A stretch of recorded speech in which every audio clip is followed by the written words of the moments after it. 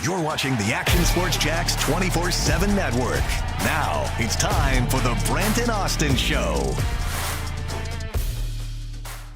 Hope you had a fantastic weekend, and here we go. Deadline looms for the Jacksonville Jaguars. News out this morning that will obviously have a domino effect on the Jaguars and Calvin Ridley. So Josh Allen Calvin Ridley, we're about to get some answers here soon. It might take a couple of days. It might not be for another 9 or 10 days or 7 to 10 days with the new league year starting a week from Wednesday. But that legal tampering time frame starts next Monday, a week from today. But big news this morning that could have a domino effect, like I mentioned, on Calvin Ridley. We'll get to the Mike Evans news in just a moment. Brent Martineau along with Austen Lane and Jason Hamby. Brent and Austen Show. Hope everybody had a nice weekend. Wisconsin weather, I hope, was good. It was fantastic. Shout out to global warming because it was like it's 65, 70 degrees, man. So that was February. That was legit. March. Yeah. It felt really nice. Well, that part is good. The NFL Combine is in the books. We got ourselves a 4.2140? Yeah, I mean, this Combine, I watched a lot of it. Obviously caught the highlights as well. But this Combine kind of had everything. Including a little drama of what's going to happen going forward now. You know, when you talk about Jane Daniels and Malik Neighbors opting not to do anything, not weighing in, Caleb Williams opting not to do the physicals, I think it speaks volumes for how players are starting to feel about this Combine. I've said it before, I think there is some benefit to participating, but when you have a guy in Jane Daniels who's not the number one overall quarterback or the number one overall player, you have a guy in Malik Neighbors who's not the number one overall wide receiver, and these guys are starting to say, what we have is on film. We don't need to go through all this charade. We don't need to fall in line. What you know is what you know. We'll see at the pro day. And I think more and more players are going to see this and start falling in line. To me, the NFL Combine was kind of like the last beacon of what the NFL had control over the players, right? Be here at a certain time. You got to run this. You got to do this. You got to interview at this time. I think players are starting to get hip to the game a little bit and say, we know that you watch our film. We know that the film is the most important part. And secondly, our pro days can be the second most important part. So why should we do what you want us to do, come to our university where we have the advantage? Yeah, I think it's a shift in power a little bit, but I also think it's a shift in logic. I've been saying this for years and years. I don't understand all this part. The 40 is sexy. It doesn't help you. It doesn't matter like what you run really in the 40. I don't think in terms of your playing. We've seen it over the years. We get 4.21 guy. Who knows if he'll be a good football player? We get 4.73 guy and Jerry Rice, and he's the greatest receiver of all time. He would get drafted in like the 20th round because of his speed this year. No, for sure. But I do feel like if you run a legit 40, that's only going to help you. It doesn't hurt. Like if you're Malik Neighbors, you ran a 4.6. Is that going to help you or hurt you? It's going to hurt you, right? Keon Clark might have hurt him. Sure. If you run a 4.4, that's what they expect you to do. So I can see where these players are coming from saying, we are who we are. So you're going to draft us where you're going to draft us, whether you say we're not competing or not. The biggest thing, though, is how many of these guys are actually going to fall in line and follow suit, and how many of the small school guys are going to kind of step up and say, well, this is my opportunity to showcase my skills, so let me go ahead and run everything that we can. Well, we'll talk more about the Combine, and we still have some from last week on the Combine when we were there, and even some Trent Baalke stuff that we didn't get to that might shape what, now that these guys have tested, and how you might look at a certain player, the risers, the fallers. I mean, if you look in Tallahassee at Florida State alone, you've got some interesting storylines there. But the big story this morning is Mike Evans signed to a big deal by the Tampa Bay Bucks, and that is a massive story here in Jacksonville because now all eyes go to Calvin Ridley. In Jacksonville, all eyes already were on Calvin Ridley. But here's the story on the Bucks. This is I'm going to give you the numbers, Austin, and I want you to tell me if this is bigger than you thought it would be for Mike Evans, who obviously is an accomplished receiver and a Hall of Fame-bound receiver for what he's been able to do, somewhat quietly at times, actually. He's underrated in the National Football League if you look at his resume, what he's done compared to some other folks. But according to Greg Allman out of Tampa, it's a 2-year, $52 million deal, and there are other reports that it's $35 million guaranteed. Good for him, man. Well, great for him. I mean, it's last payday for him at 30 years old. We did this the other day on the show. I can't remember if it was Friday or Thursday, but I think it was Friday without you. And basically put this question out there. For the next 2 years, at these guys' age, who would you rather sign? Mike Evans or Calvin Ridley? Not to say the Jags would be fishing in that pond. But just if you had the choice between those two, would you pick Mike Evans or Calvin Ridley at this stage? And some of the things that go into this is Ridley is about 16 months younger. Okay. I mean, that doesn't matter. Than Evans. Yeah. And also, obviously, hasn't played as many games because of the suspension and injury and the time off. Mike Evans, certainly the more proven over his career and the better receiver. And obviously, the Bucs said, hey, worth $26 million a year. Yeah, I mean, I'm taking Mike Evans all day over Calvin Ridley. Like, that's a no-brainer. You know, when you're putting up 13 touchdowns in a season, elevating Baker Mayfield, yeah, you're going to get some looks. So, in terms of the money, you know, I get age can be a concern, but if you watched any of Mike Evans last year, he's showing no signs of slowing down. And the only detriment to Mike Evans, why nobody really ever talks about him, he is a sure bet Hall of Famer, but like he's not in the light like it seems like Devontae Adams is or Tyreek Hill is. It's because Mike Evans just goes about his business. He always reminds me of a guy like Andre Johnson, who you're humble, you go about your business, you're not dugging, you're not doing the gritty every single touchdown. You go about your business and do your thing, and that's exactly what Mike Evans has done. And once again, when the numbers are 79 receptions, 1,255 yards, and 13 touchdowns, it speaks for itself. You don't got to gritty. You don't got to do any kind of dances, man, because your playing ability has spoken for itself. All right, so here's the Jacksonville part of this. There are a couple of things that come out of it. Calvin Ridley now keeps getting bumped up. Calvin Ridley is coming off, by the way, a year where people thought it was pretty pedestrian. You know, I mean, it was good with the numbers, but it also didn't look good all the time. Like you say Mike Evans, you watch Mike Evans play this year, and you're like, that was good. Mm-hmm. You see Calvin Ridley, you're like, left some things on the table, but, I can talk it into being good. We've done that for the last couple of months, really, right, as we start to get focused for this time of year. And do you want him? Do you get him? Is he worth a second-round pick? Do you risk it and try to keep the third-round pick? All these different conversations that we continue to have. But even with his performance, he obviously still has upside.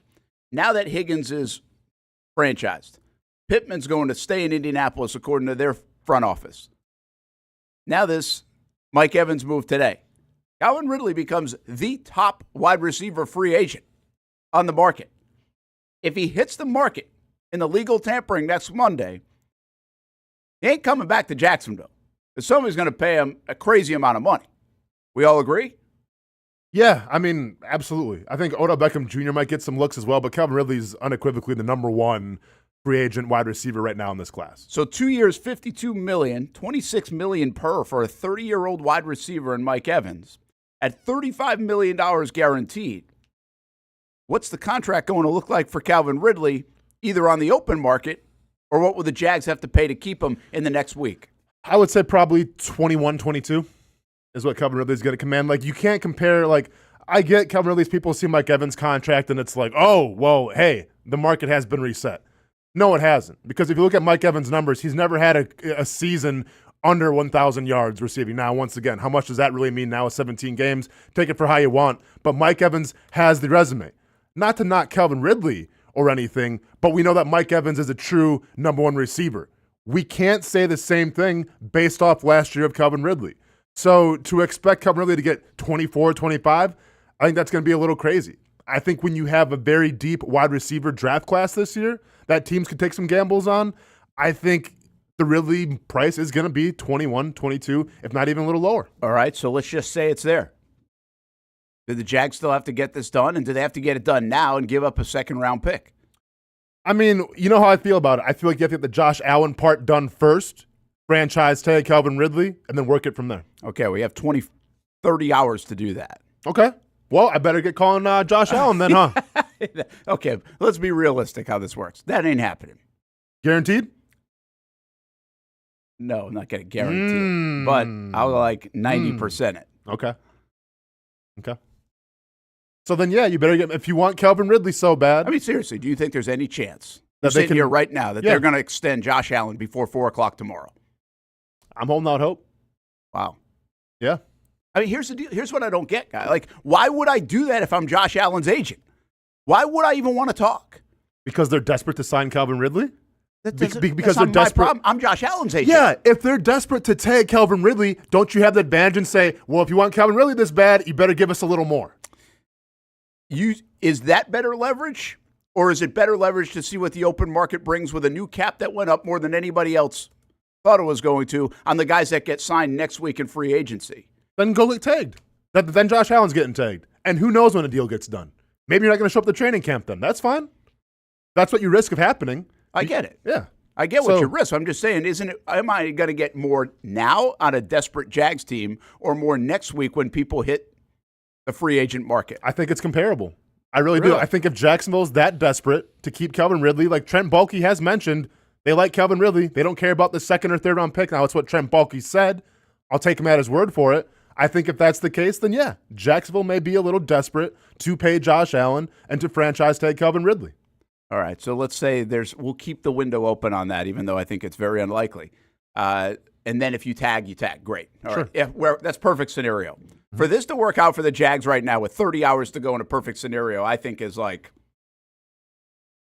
not very realistic. Okay. I just don't. I don't feel it. I might be missing something. I'll be stunned. I've been saying that for weeks. I like that you're keeping the door open. It's not me just being sunshine and rainbows. You can be sunshine and rainbows. But I'm just trying to be like the best thing for the team, I think. I get it. Yeah. I get it. And I'm not telling you that Trent might not try to do that or the Jags might try not to do that. I think you've got to get these other agents to dance. And even, heck, I'd stop talks if I'm Calvin Ridley's agent.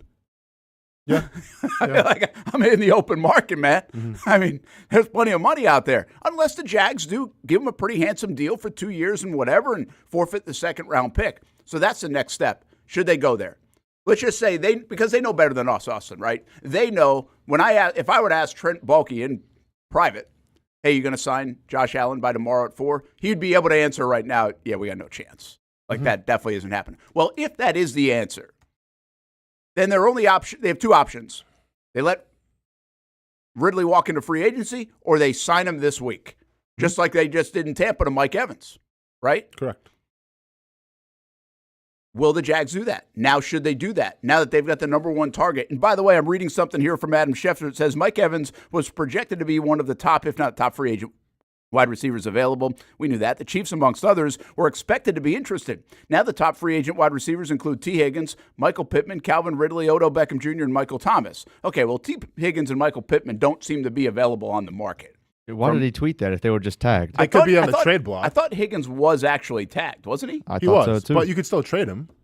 Okay. Yeah, but that's making it sound like But he's not really a free agent then if he's tradable. So anyway, we know Calvin Ridley becomes the top of this market, right? I mean, that's the deal. Calvin Ridley's the top. I'm just going to put this in a very small capsule for everybody. If the Chiefs are interested in a top wide receiver for Patrick Mahomes, holy cow, by next Wednesday, if the Chiefs sign Calvin Ridley as a Super Bowl champ and a contender that you're fighting with to be one of the premier teams of the AFC, and you lose Calvin Ridley, lock the doors, baby. I mean, that is going to be a tough one to swallow here in Jacksonville. But, I mean, can't you see that happening from a mile away, though? I don't see the Jaguars paying over market value for Calvin Ridley. I really don't see them saying, hey, we want you so much. Here's an extra $3 million a year.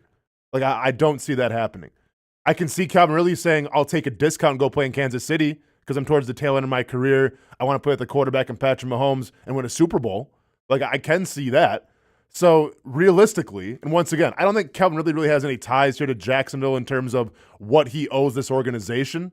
And if that's what we're talking about, you're going to have to overpay for him because there's other suitors out there with better quarterbacks, with better franchises, with a better ability to win a Super Bowl that he can go to. Yeah, you absolutely have to overpay. That, the money almost doesn't matter anymore.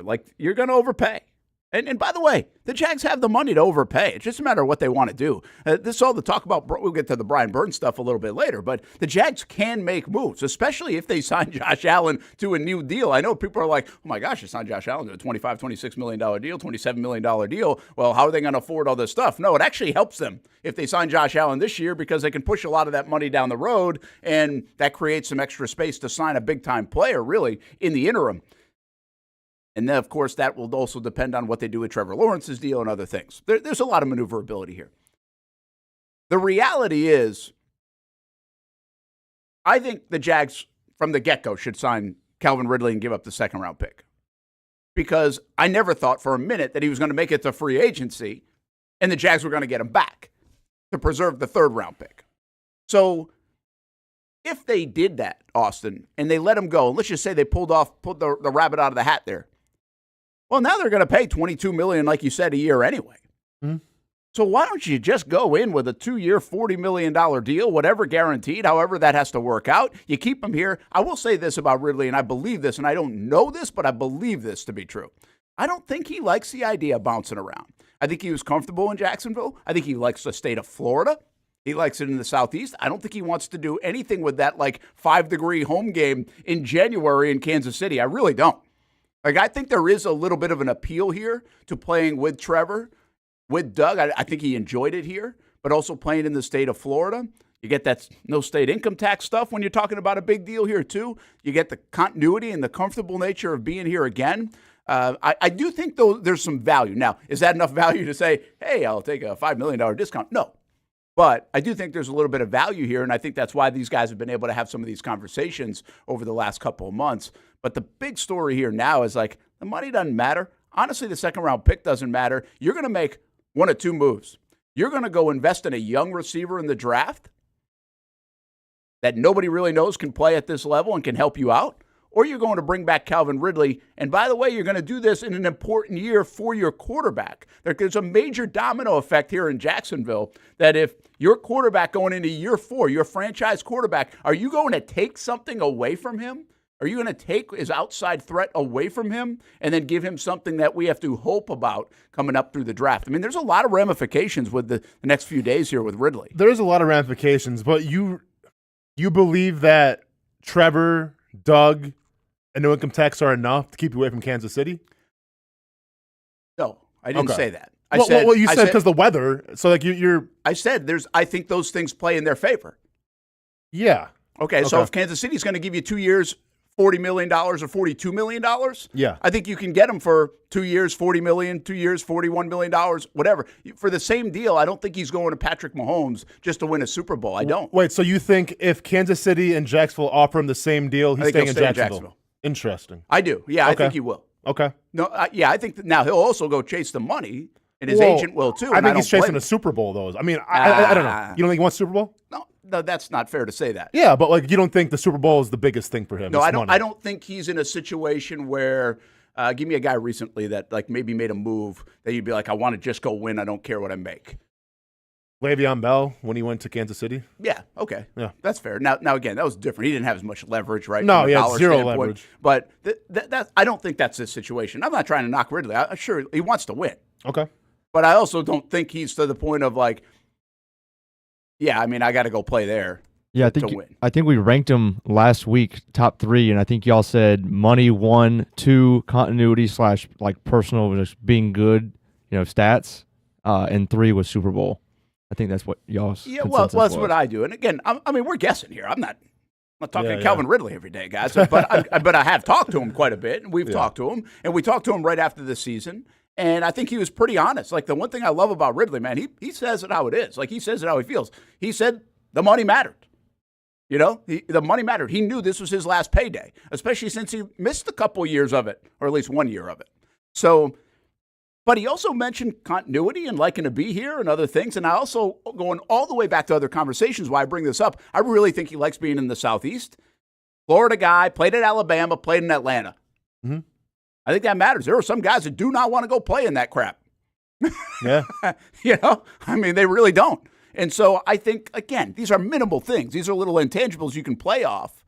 But it's not like he wants to leave Jacksonville. I don't get that. It's about money. It's really about money at the end of the day. I don't think it's about Mahomes, Trevor, Doug, Andy, Chiefs, Jags, some other team. I think it's about money. So can you match the money and keep him?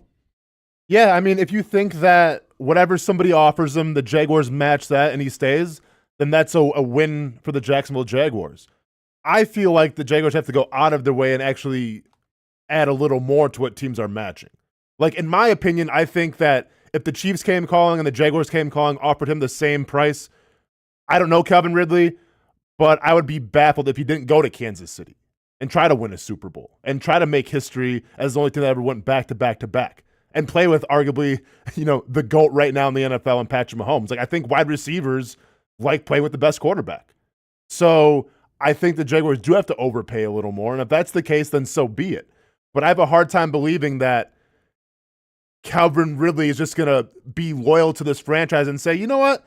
Yeah, Green Bay, Kansas City, all these other storied franchises are offering me the same amount of money. But you know what? I got a good feeling with Jacksonville. I know we didn't end how we wanted to, right? Didn't go how we wanted to. Our offense was kind of lackadaisical sometimes. But there's a good thing in Jacksonville.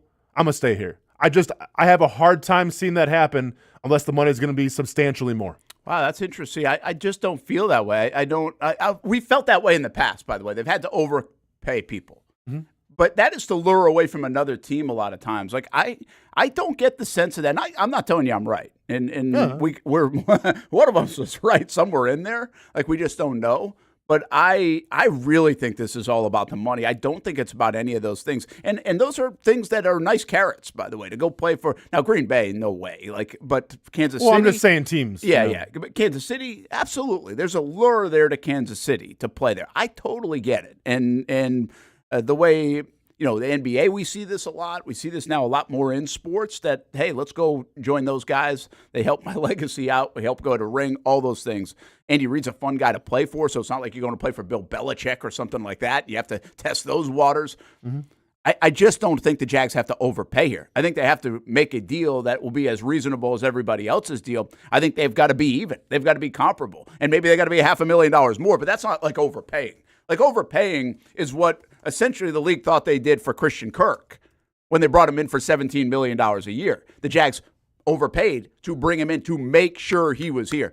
I just don't think that's the case. And again, we don't know, but I just don't think that's the case in this scenario. I feel better about where the Jags organization is at. This is not 2019 or 2011 or 12 where you have to say, hey, we're going to give you this much more to stay here. I really don't see it that way. John Phillips just asked the same thing that you said. Am I wrong with the Jaguars do the deal with Josh Allen unless it's completely unreasonable and then tag Ridley to only lose a third? Is it complex? No, it's very simple. Yeah. It's very simple until you start negotiating $100 million deals. Then I think it becomes a little bit more complex. Got a lot of chat here, right? YB400, good morning, by the way. Matt says, would Gabe Davis be a suitable discount? You asked that question. Would it be a rebound? If you lost Ridley and got Gabe Davis, how would we feel? I feel like you still got to address the number one wide receiver. I mean, I think if you bring Gabe Davis in, then the writing's going to be on the wall for Zay Jones. He's going to be gone. And then you got to still address the receiver position. Well, it'd be second or whatever, fourth round in the draft. Matt also says, I hope it's not the Chiefs. Dang, because YB said, do we compete with other teams on Ridley? This is all the conversation we're talking about. If we got to overpay Ridley, well, it's by Agent Zero. Because, they're not going to I agree with that. I think they'll give fair market value, whatever that is, or maybe they're willing to play. But they're not going to just say, hey, here's $25 million just to make sure we keep. The Jags will not do that. They will not go outside.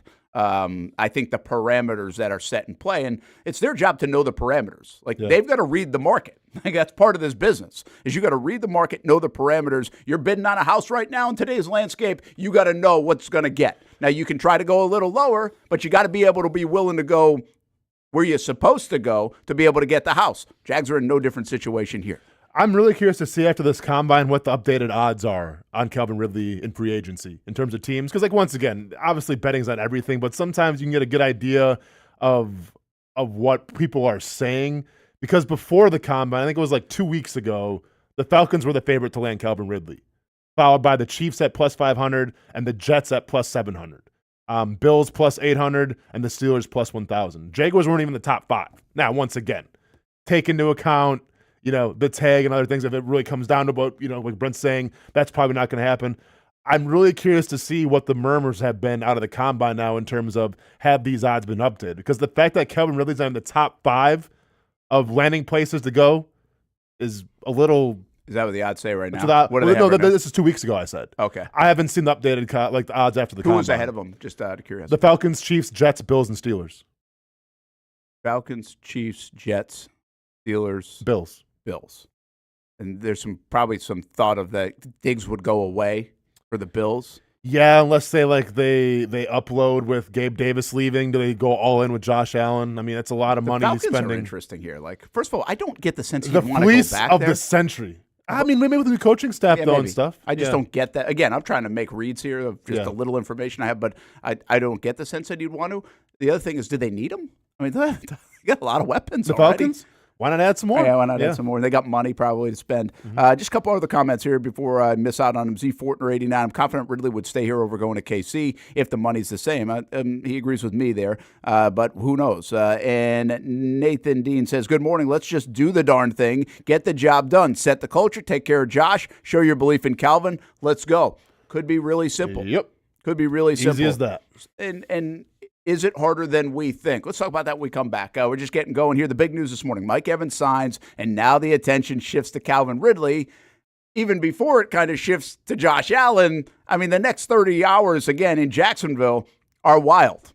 I mean, these are big 30 hours because something will be told by the end of tomorrow. 4 o'clock tomorrow, there's a story on the Jacksonville Jaguars and what their plans are, or at least the direction they're going with at least one player. They are using the franchise tag. Like, we're all convinced of that, right? Correct. They are using the franchise tag. Who will they use it on? Well, a lot has to happen. And what if, or can they? How hard is it to get both of these deals done in the next 30 hours? I hope they got there early this morning and have a lot of coffee on deck. And then maybe some champagne by Tuesday night. That wouldn't be bad.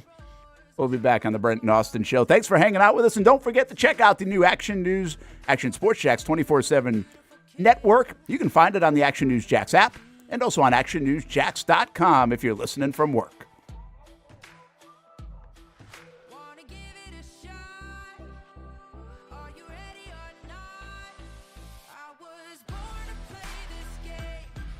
I like to say everybody has a story, and sometimes we're a part of other people's stories. That's the case here at Nimnicht Buick GMC. My family and the Nimnicht family. We've purchased 6 different vehicles from Nimnicht Buick GMC. Maybe you're in the market for a truck. Well, let me tell you about the GMC Sierra. I absolutely love mine. I've had a couple of these. This one's a 2020, but right now on 2024 GMC Sierras here at Nimnicht Buick GMC, there's special financing. A year ago, we purchased a GMC Terrain for the kids. Financing rates as low as 1.9% right now for eligible buyers on Terrains and Acadias too. Looking for used instead of new? Buy a used car with the Car Bravo program. Nimnicht Buick GMC certifies all makes and models. Let the #1 Buick GMC dealer in Jacksonville take care of you and your family. Come on out and see the showroom, meet the fantastic people, or shop online at nimnichtbuickgmc.com. Nimnicht, your friends in the car business since 1941. GMC, we are professional grade. The friendliest golf course in town, the Golf Club at Southampton. Local golfers have no shortage of options when it comes to picking a course to play here in Northeast Florida year-round. Yet time and time again, I find myself here at the Golf Club at Southampton.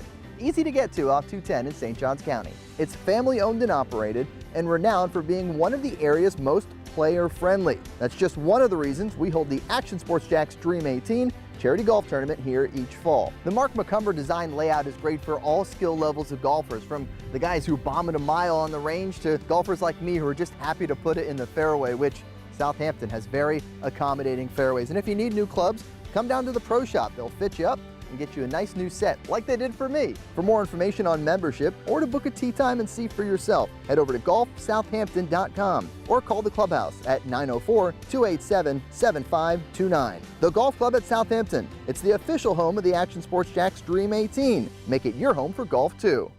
It's a new logo, new branding, but with Bold City Heating and Air, it's an old school approach. One of the few locally owned and operated air conditioning businesses left in Jacksonville. And with that comes the perks we miss in the big business world. It's every customer counts kind of service, from when these trucks have pulled up to my home over the last couple of years and when they pull into your driveway as well. From communication to pricing to the actual service, everyone at Bold City Heating and Air cares about you. You know who's coming to your house. You know they will be well trained and they will respect your home. Air conditioning convenience at boldcityac.com. The folks at Bold City Heating and Air also know your AC unit is important and can be a big expense. That's why they have financing to help. No payments, no interest for 12 months on new systems. $50 off any repairs. Stay safe, stay comfortable with Bold City Heating and Air at boldcityac.com. Homegrown in your hometown. Bold City Heating and Air. Thank you for making Action News Jax the best in Jax and Folio's Best of Jax 2023. Best TV station, Best TV newscast, Best TV morning show. Chandler Morgan voted Best TV anchor. The Chief, Mike Burrish, voted Best meteorologist. And Brent Martineau voted Best TV sports anchor. And while you're on the go, Best news website and Best local blog, The Burrish Blog. Thank you for making Action News Jax local coverage you can count on. Discover how good your water can be with a new Connecticut softener and drinking water system. Connecticut's twin tank non-electric softeners are the most efficient softeners available, and their drinking water systems remove up to 99% of contaminants. We know that at our home. You can find out as well. Right now, you can save $1,000 or more when you bundle the Connecticut Premier Softener with a Connecticut K5 drinking water system. The experts at CGC Water Treatment and Plumbing will test your water for free and determine your water score. Don't know your water score? Well, CGC will find out and recommend the appropriate Connecticut water treatment solutions to improve it. The higher your water score, the better your water. Call 904-552-1242 or visit cgcwater.com. That's 904-552-1242, cgcwater.com. Financing options are available with approved credit. CGC Water Treatment and Plumbing are proud partners of the Jacksonville Jaguars, and I'm a proud customer of CGC Water Treatment and Plumbing, an authorized independent Connecticut dealer. Florida license number CFC 143-2579. I'm Action News Jax First Alert meteorologist Garrett Beaton. Well, the sun is up and it's going to be a beautiful day. Sometimes you just need a day to yourself. And Garrett's First Alert forecast makes sure you're ready to go out and enjoy.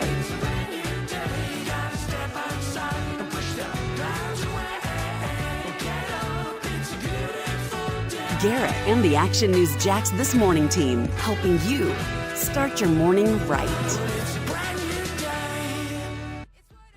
Welcome back to the Brent and Austin Show, streaming on the Action Sports Jax 24/7 network. Hey, there's a look at Austin Reed, and from all the different places, you go to St. Augustine High School, and I think I always get this one. The Salukis are Southern Illinois, right? Correct. So he started there. Then he transfers to Division II, West Florida, and he puts up crazy numbers, including wins a national championship. A great path. Like, he went and found his place to play. Go play. That's what I always tell kids. Go play. Don't get caught up in the, I'm playing here, I'm signing here, I'm Twittering here. No, go play. Well, he did. He got a ton of reps. He put on a show, and then he goes to Western Kentucky, known for their passers, right? Well, yeah, who did he replace? Was it Zappi? Zappi, yeah. Bailey Zappi. Zappi. And he puts up more good numbers, has a nice career at Western Kentucky, and now he was at the Combine this week, having a chance now to join a team. Is he going to get drafted? I don't know. He's only like 6'1.5", but he can really throw the football. He's got a lot of reps under his belt, and it'll be interesting to watch. You saw him in the airport, didn't you? Saw him in the airport, yeah. Apparently, No Bull was a big sponsor for the NFL Combine this year. He was loaded up, huh? Oh, yeah, head to toe. And then there was another guy, too, I didn't really recognize. Taller dude, I'm not sure, but obviously, like, he had the Austin Reed on the backpack, so he saw that. My son wanted to go talk to him. Like, just leave him alone. He's probably tired from the Combine. You would have, man. Austin's a good kid. No, I'm sure he is, man. I'm just like, but it's probably a long flight, long weekend for him, so let's just give him some space. But yeah, what I was reading about him is they're saying late round grade, 7th or 8th best quarterback in the draft is what I read. That high? Yeah. No, this was like, I think, pre-combine, so that might have changed. But once again, how much are you going to fall or gain from a quarterback standpoint at the combine? He reminds me a lot of a guy like, let's say, this is an easy comp because he's a local guy, is Johnny Wolford. Sure. Right? Yeah. So, like, Wolford, who I think is even shorter. I think Wolford's only, like, maybe 6 foot. He maybe is 6'1", but I don't know. And he has had a nice career in the NFL as a backup quarterback, played a little bit, stuck around. People love him. A lot of knowledge of the game, a lot of playing time at Wake Forest, right? So these guys who play a lot in college and get that experience become really good backups, I think, in the National Football League. And then you hope they get their chance and do with it. A guy like Gardner Minshew, right? Minshew actually is another good example here. He's smart. He's got a lot of reps, and he's mostly a backup, but even has elevated above that. I think Austin Reed could fit into those kind of categories because he just doesn't have all the measurables that you want. But we wish him a lot of luck. Nice family, good kid, and we continue to follow Austin Reed and see how he makes it to the NFL someday. The big story here on the Brent and Austin Show. Brent Martineau Austen Lane, Jason Hamby. Happy Monday, by the way. Big time happy Monday for Mike Evans as he just got paid this morning. And a maybe bigger happy Monday for Calvin Ridley. Who smiled the most at this deal? Mike Evans or Calvin Ridley? Man, that's a good question. I think you got to say Mike Evans, right? Just because, I feel like he wanted to stay in Tampa. He started his career in Tampa. Dude's been at it a while, and he's still making that kind of money. He's got to be ecstatic about that. I got to believe, though, Austin, if you don't know the dollars until you know. Now, these guys inside the walls, they probably know them better, and they've got a good feel for it. Again, that's something that we're guessing on the outside. But I was thinking $16, $17, $18 million type of deal for Calvin Ridley. So for me, if I'm his guy and I see Mike Evans get 26, I'm like, woo! Let's go. Yeah. Nobody won that lottery this weekend, but we just did on a Monday morning. I mean, that's the way I feel about it. I got to believe Calvin Ridley must be like. Well, I mean, I think T. Higgins too now, which once again. All of them. Yeah, but I just have a hard time. Once again, I get Cincinnati wants T. Higgins, right? But you got to pay Jamar Chase next year. Yeah. And I think they want Jamar Chase over T. Higgins. So you're going to pay T. Higgins. I mean, T. Higgins should be getting Mike Evans money, yeah? Well, they might just straight use this one as the power, though, man. I mean, it might just be hey, we're going to keep the gang together for one more year, and we're going to franchise tag you, and we're not extended. Not everybody that gets franchise tag gets extended. But I think you run the risk with T. Higgins, though, who's said many times he wants to get paid, of not showing up there. Yeah, it'll be interesting to watch. Yeah. But, hey, Saquon Barkley and Josh Jacobs, I mean, they weren't necessarily happy campers, but they played. Yeah. You know? Mm-hmm. So, yeah, that part is wild. How about just real quick, just to get a gauge of this, folks, of where the dollars are at when it comes to wide receivers. This from James Palmer within the last hour. Tyreek Hill is 4 years, $120. That's $30 million a year. He's earning it too now. Devontae Adams, 5 years, $140, $28 million. I would say you overpaid for him, quite honestly. I don't know if you're getting that kind of return. I think that's why these things can be dangerous. Cooper Kupp, 3 years, $80 million, $26.7 million per year. Mike Evans now becomes the fourth highest paid receiver at $26 million a year. A.J. Brown is $25 million a year. That's a 4-year, $100 million deal. I know I'm throwing a lot of numbers at you. Stephon Diggs, $24 million a year. DK Metcalf, $24 million a year. And anytime I see DK Metcalf, I say, wow, the Jags got Kirk for $17 million. DK's getting $24. You go look at their numbers. They're actually kind of comparable over the course of their career. I think the Jags are getting a break at $17 million a year for Kirk, and everybody thought it was an outrageous contract. At the time, absolutely. Yeah. And there's still people that blame the Jags for kind of resetting the receiver market because of the Kirk deal. Mm-hmm. And I think I saw somewhere somebody said today that people still aren't happy about it. Sure. But the bottom line is, the way this is all shook out, is $17 million for Kirk is not bad. No, you take that all day. The other thing I just said to you guys, this ain't my money, so it doesn't make a difference to me. But why do guys, I know you got to get stuck on certain things. And again, I always compare this to buying a house because a lot of us have been able to do that or try that, or it doesn't matter what kind of house, by the way. It doesn't have to be $1 million house. None of us, I don't think, have done that. But it's the process of it. And especially in the climate that we've lived in really the last 10, 15, 20 years, where the market has kind of gone up and down. And sometimes it's a really hot market. And you're like, well, hey, I am not paying over this, right? Mm-hmm. You kind of hit I can't pay over this. I'm not moving off this. Or principle-wise, I don't want to pay over this.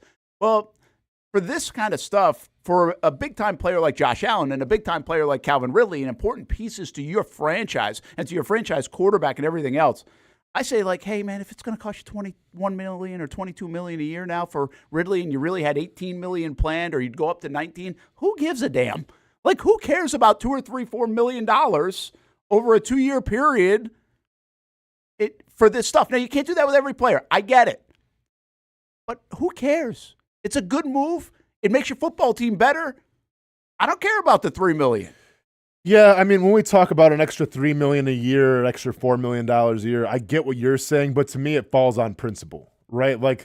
Okay, so let's take Josh Allen, right? About to make a lot of money pretty soon. One would think that, at least I believe, he'll fall in the $25 to $24 million range. I would say that's realistic. Now, he might ask for 27 or 28, and that would put him in the TJ Watt, Joey Bosa range. I guess that's fine. My issue is, Brent, it's what the money says. If I give Josh Allen $28 million, do we say, okay, yeah, we gave him $28 million. You know why? Because he's the second best edge rusher in the NFL right now, probably behind TJ Watt. Is that fair to say? I mean, he's probably top 5, but do I call him better than TJ Watt? Do I call him better than Nick Bosa? Do I call him better than Myles Garrett? Do I call him better than, it's hard to come along on that. So that's where I think some of the discrepancy comes in terms of the extra $2 or $3 million a year. You're saying that contract and saying we're paying him like he's the best edge rusher, or we're going to pay Calvin Ridley like he's a top 5 wide receiver. Is Calvin Ridley a top 5 wide receiver? Well, probably not. So that to me is where the problem comes in. Yeah. How hard is, well, let me ask this 2 different ways. The fan base right now, over the next 30 hours. And by the way, I'm with you here, okay? I'm just trying to be realistic on if it can happen, and I don't trend in a nice way here for your ears and eyes. The Jags fan base, we all in Jacksonville right now would love to see them hand over $25-26 million a year, a first $100 million contract in Jags history, to Josh Allen, keep number 41, who's 26 years old and needs to staple your defense and franchise for a long time to come. Do that. Franchise tag Calvin Ridley. If you want to work out a deal after that, that's fine, but at least franchise tag, know you got him. Those 2 moves in the next 30 hours, everybody, I think, would be pretty on board with. Now, there are some folks that say, no, we don't need Ridley. We can go draft somebody. Or I've seen some of that on Twitter, so it's not like 100% unanimous, all right? But I think it's pretty favorable for those 2 moves to happen. The Jags fan base would feel really good. So I have 2 real thoughts about it. Let me go with this side first. How much of a hero, if you will, would Trent Baalke be amongst the fan base if he's able to pull that off? Pull everything off? Yeah. I mean, obviously. I know some people be like, well, it's his job, Brent. Well, I'm not going to say a hero. Yeah, let's take it easy. Yeah, it's a little dramatic. On the hero stuff. Just because I think he's kind of, dug a little bit of a hole. Yeah, he might never get to hero status. No, is that what you're telling me? Absolutely not. But I think, fans would be impressed and fans would celebrate that. Yeah, who wouldn't? Yeah, so, I mean, that, he really, there's been a couple of times, over these last few years, from the clown movement to now, where he has a kind of a chance to kind of win over the fan base. If you go back to 2022 when they're going to a playoff run and what this football team looked like, he kind of did.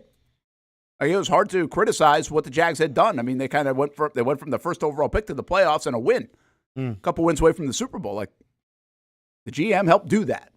So that was a hard thing to criticize him at that point, even though fans love to criticize him. And I don't think they're rooting for Baalke in any way here. Obviously, this year you take a step back because of the collapse. A lot of that went on Baalke.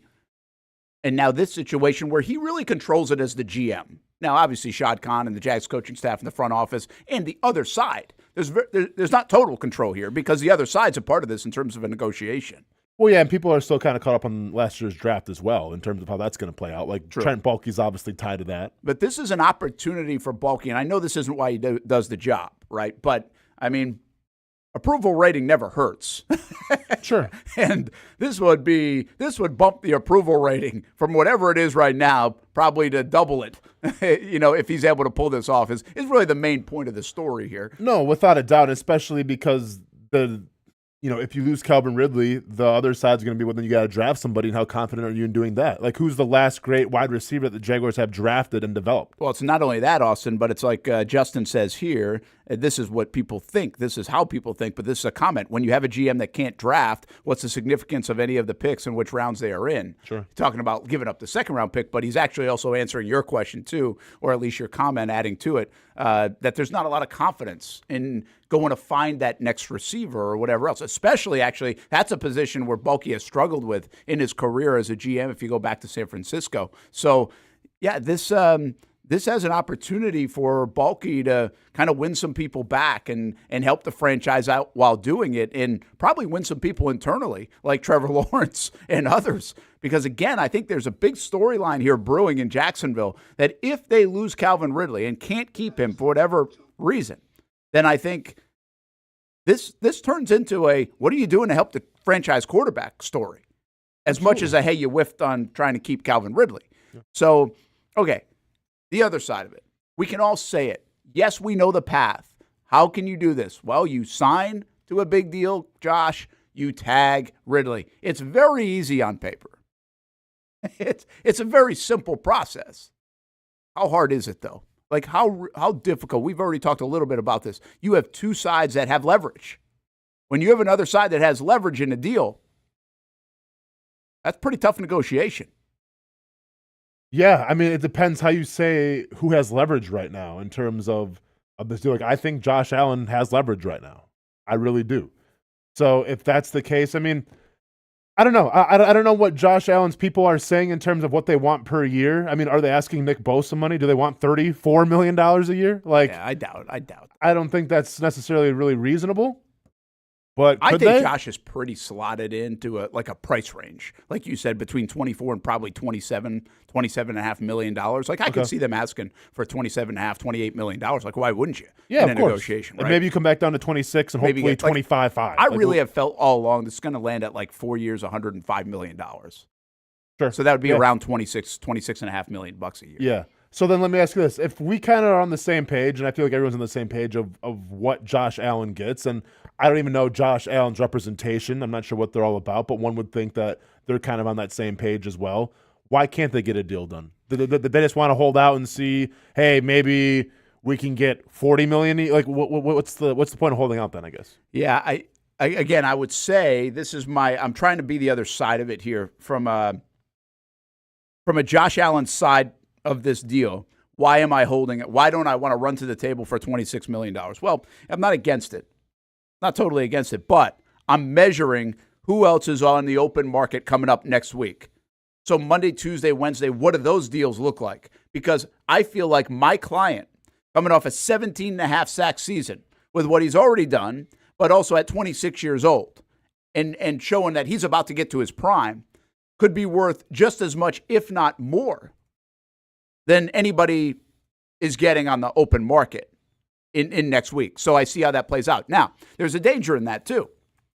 And I think this is probably what held up the Evan Ingram deal last year. Evan Ingram signs the franchise tag. He actually does that. And I don't know if this was a concentrated thing. I'm sure it was by his representation. Hey, let's see what happens in free agency with the tight ends. Well, do you remember what happened in free agency with the tight ends? It actually was not as lucrative for the tight end position as we anticipated it would be. Therefore, he probably lost a little bit of negotiating power. Sure.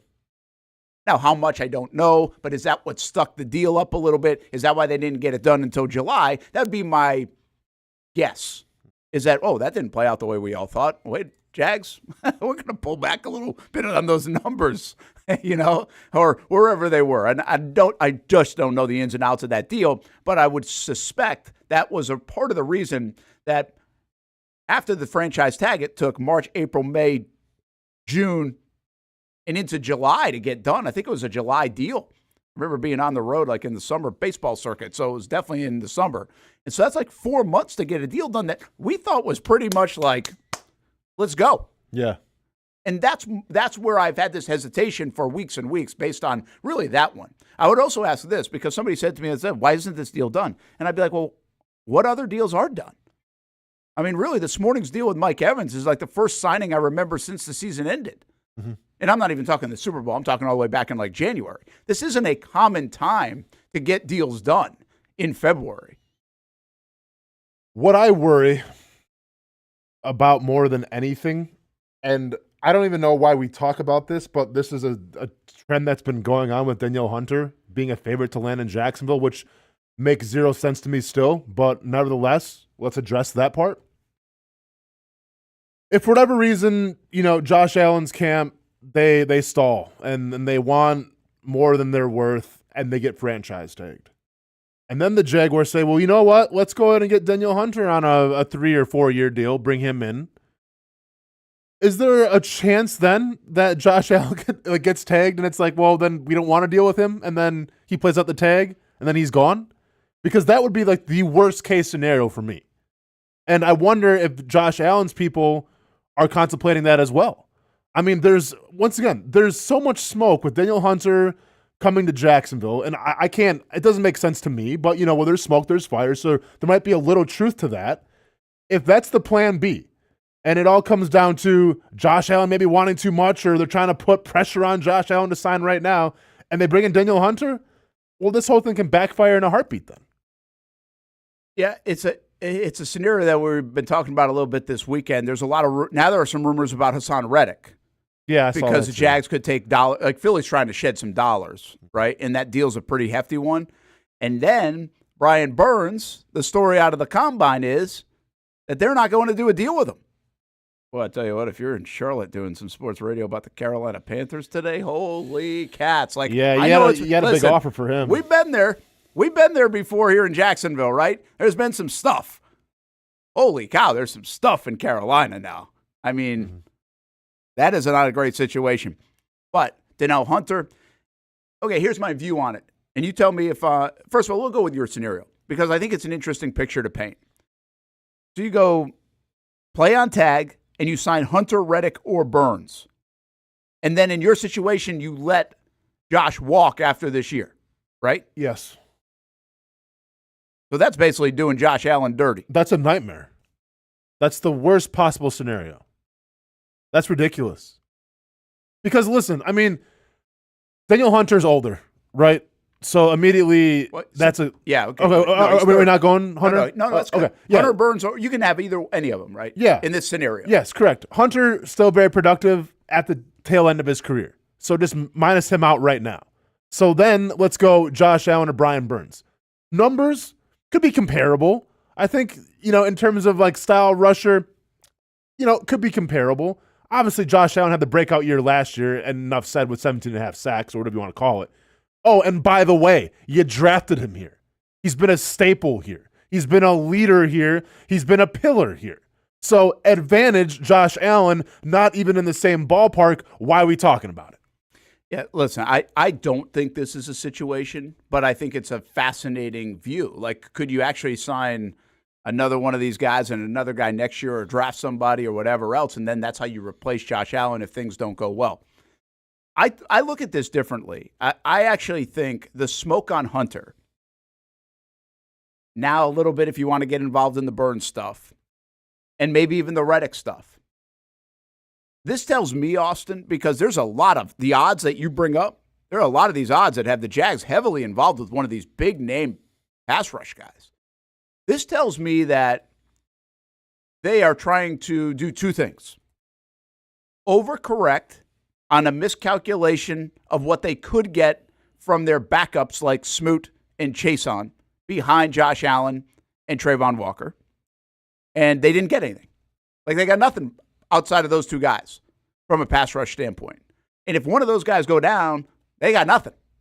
So they need somebody else, right? We know that. They need somebody else. Whether they need a $25, $30 million guy, I don't know. But they need some more depth behind those two pass rushers. It also says that, hey, we've got flexibility with Trayvon Walker. We had this discussion a lot last week. Could you kick him inside? Could you move him around? And then the last thing, I said two things, but it really says this.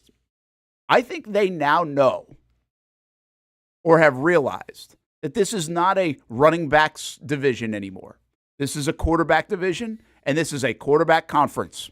And the way we're going to win a Super Bowl is to go get that quarterback and to impact the passer.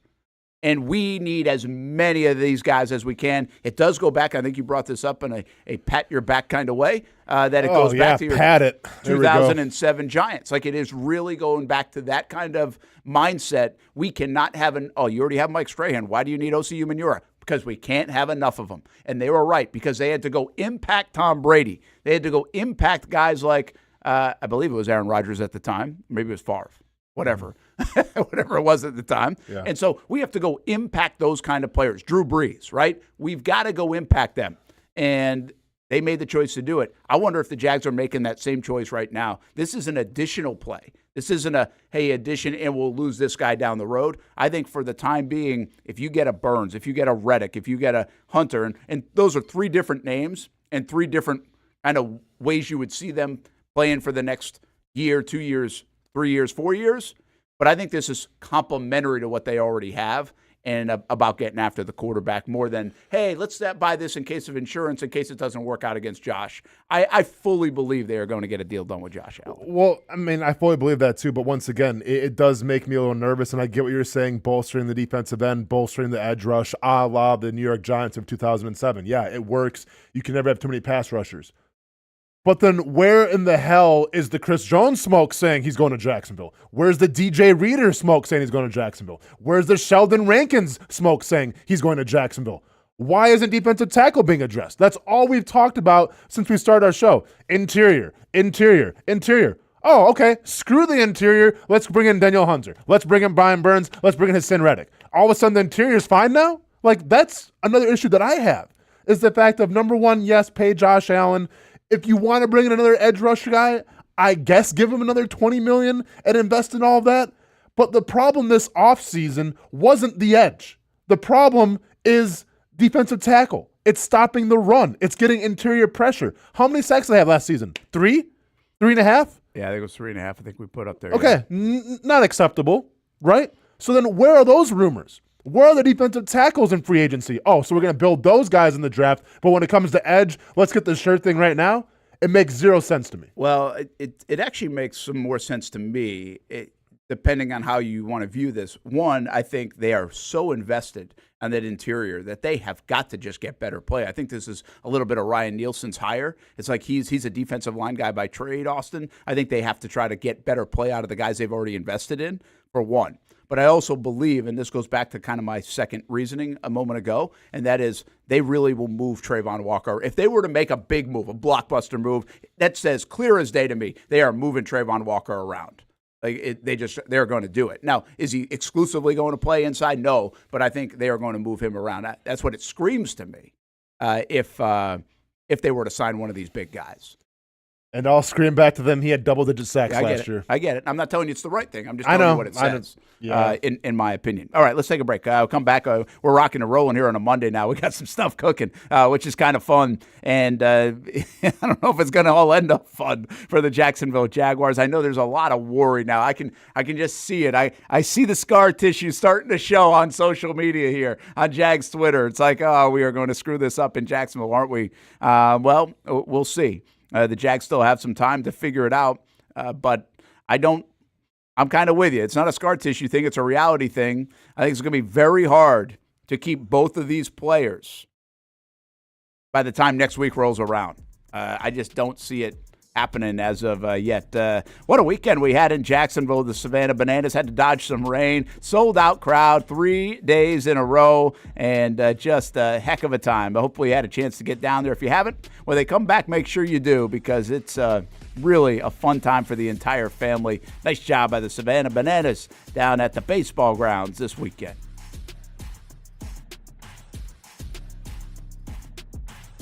Go where all the pros go. Jacksonville Orthopedic Institute takes care of athletes at the highest level, like the Jacksonville Jaguars players. They will take care of you, too. Our team covers a lot of teams here in Jacksonville. FSCJ, JU, the Axemen, the Jumbo Shrimp, the Sharks, and, of course, the Jacksonville Jaguars. JOI covers all those teams as well. And then there's youth sports. My kids play baseball and softball. And whenever we have an injury question, the first call is to JOI. Jacksonville Orthopedic Institute has been serving Jacksonville for 30 years, and they have over 30 specially trained physicians and assistants at 5 locations in the area. If your injury is specific to an area of the body, JOI has a specialist. They also are leaders in robotic surgery, joint replacement, and sports medicine. JOI Rehab has 13 locations and 90 therapists to get you better. Comprehensive care with caring physicians and staff at JOI. From youth sports to high school, college, and the pros, Jacksonville Orthopedic Institute. JOI. Go where all the pros go. Stop by the new car sales event happening right now at Greenway Kia at the Avenues. $500 in a job gets you in a Kia. And Michael Montiero and the staff here at Greenway Kia are here to make it happen. Experience great customer service and become a part of their family. And while you're here, check out the Kia Forte GT line, full of comfort, innovation, and has driver assist technology. And how about the affordable new Kia EV9, the fast-charging, all-new electrical SUV with high-performance capability, 3-row seats with 304 miles of maximum driving range. Over 1,000 new Kia models, some starting at $199 a month. And as always, get the 10-year, 100,000-mile limited powertrain warranty. Come shop at Greenway Kia at the Avenues, located on Phillips Highway. You can shop online at greenwaykiaattheavenues.com. And remember, $500 and a job gets you in a Kia at Greenway Kia at the Avenues. In Northeast Florida, we love hanging out on the back patio, maybe grilling out lunch or dinner with the family, enjoying the good weather, or maybe enjoying the big game on the TV. Or maybe your favorite team in town, the Action Sports Jacks team. This is great, except for when it's really hot or the bugs start coming out. But what if you didn't have to worry about that? Titan Outdoor Solutions will make your outdoor area a comfortable spot, any time of the day, any time of the year. This makes too much sense. Titan Outdoor Solutions can give your home an upgrade. Customized pergolas, awnings, controlled shade, even retractable screens. The solution to beating the heat and the bugs and getting more use out of your home is Titan Outdoor Solutions. And this can even help prevent storm damage at your home. Living in Florida and living in your home is already good. Now make it great. Quality products, custom work, locally owned and operated. Visit TitanShuttersAndScreens.com or call 904-484-7580. Investigative journalism. It's the difference between the Action News Jack style of news and everyone else's. I'm Ben Becker. This scam is targeting residents on the South Side.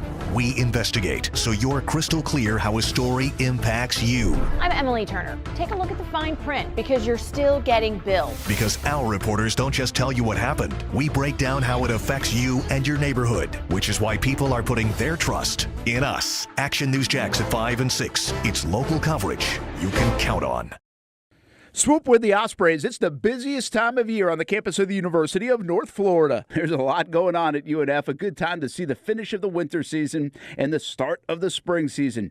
Check out the upgrades in facilities and check out the talent on the rosters. UNFospreys.com for all things the University of North Florida. You can get scores, schedules, news, tickets. UNFospreys.com. And don't forget to swoop with the Ospreys. When you think sports, you think Action Sports Jacks, the official station of the Jaguars, on location for every game. But the most experienced team in town doesn't stop there. From high school football to the big events in the area, Action Sports Jacks is always on. Coming soon, we take that to a new level. Action Sports Jacks 24/7 is around-the-clock coverage of the teams you love and the moments you can't miss. The best local sports in Jacksonville on Action Sports Jacks 24/7. Perfect Rack Billiards has a deal for you. 50-cent wing Fridays during lunch. Get out of work early, get a head start on the weekend, or just take a lunch break. 11:30 until 3 p.m. on Fridays. Every Friday, Perfect Rack Billiards with 50-cent wings for lunch on Fridays. A perfect place to stop in Murray Hill, play some pool, play some darts, maybe some shuffleboard. Now, that's a heck of a lunch break. And get those 50-cent wings on Friday just to make it better. 11:30 to 3 p.m. on Fridays at Perfect Rack Billiards. Welcome back to the Brent and Austin Show, streaming on the Action Sports Jacks 24/7 network.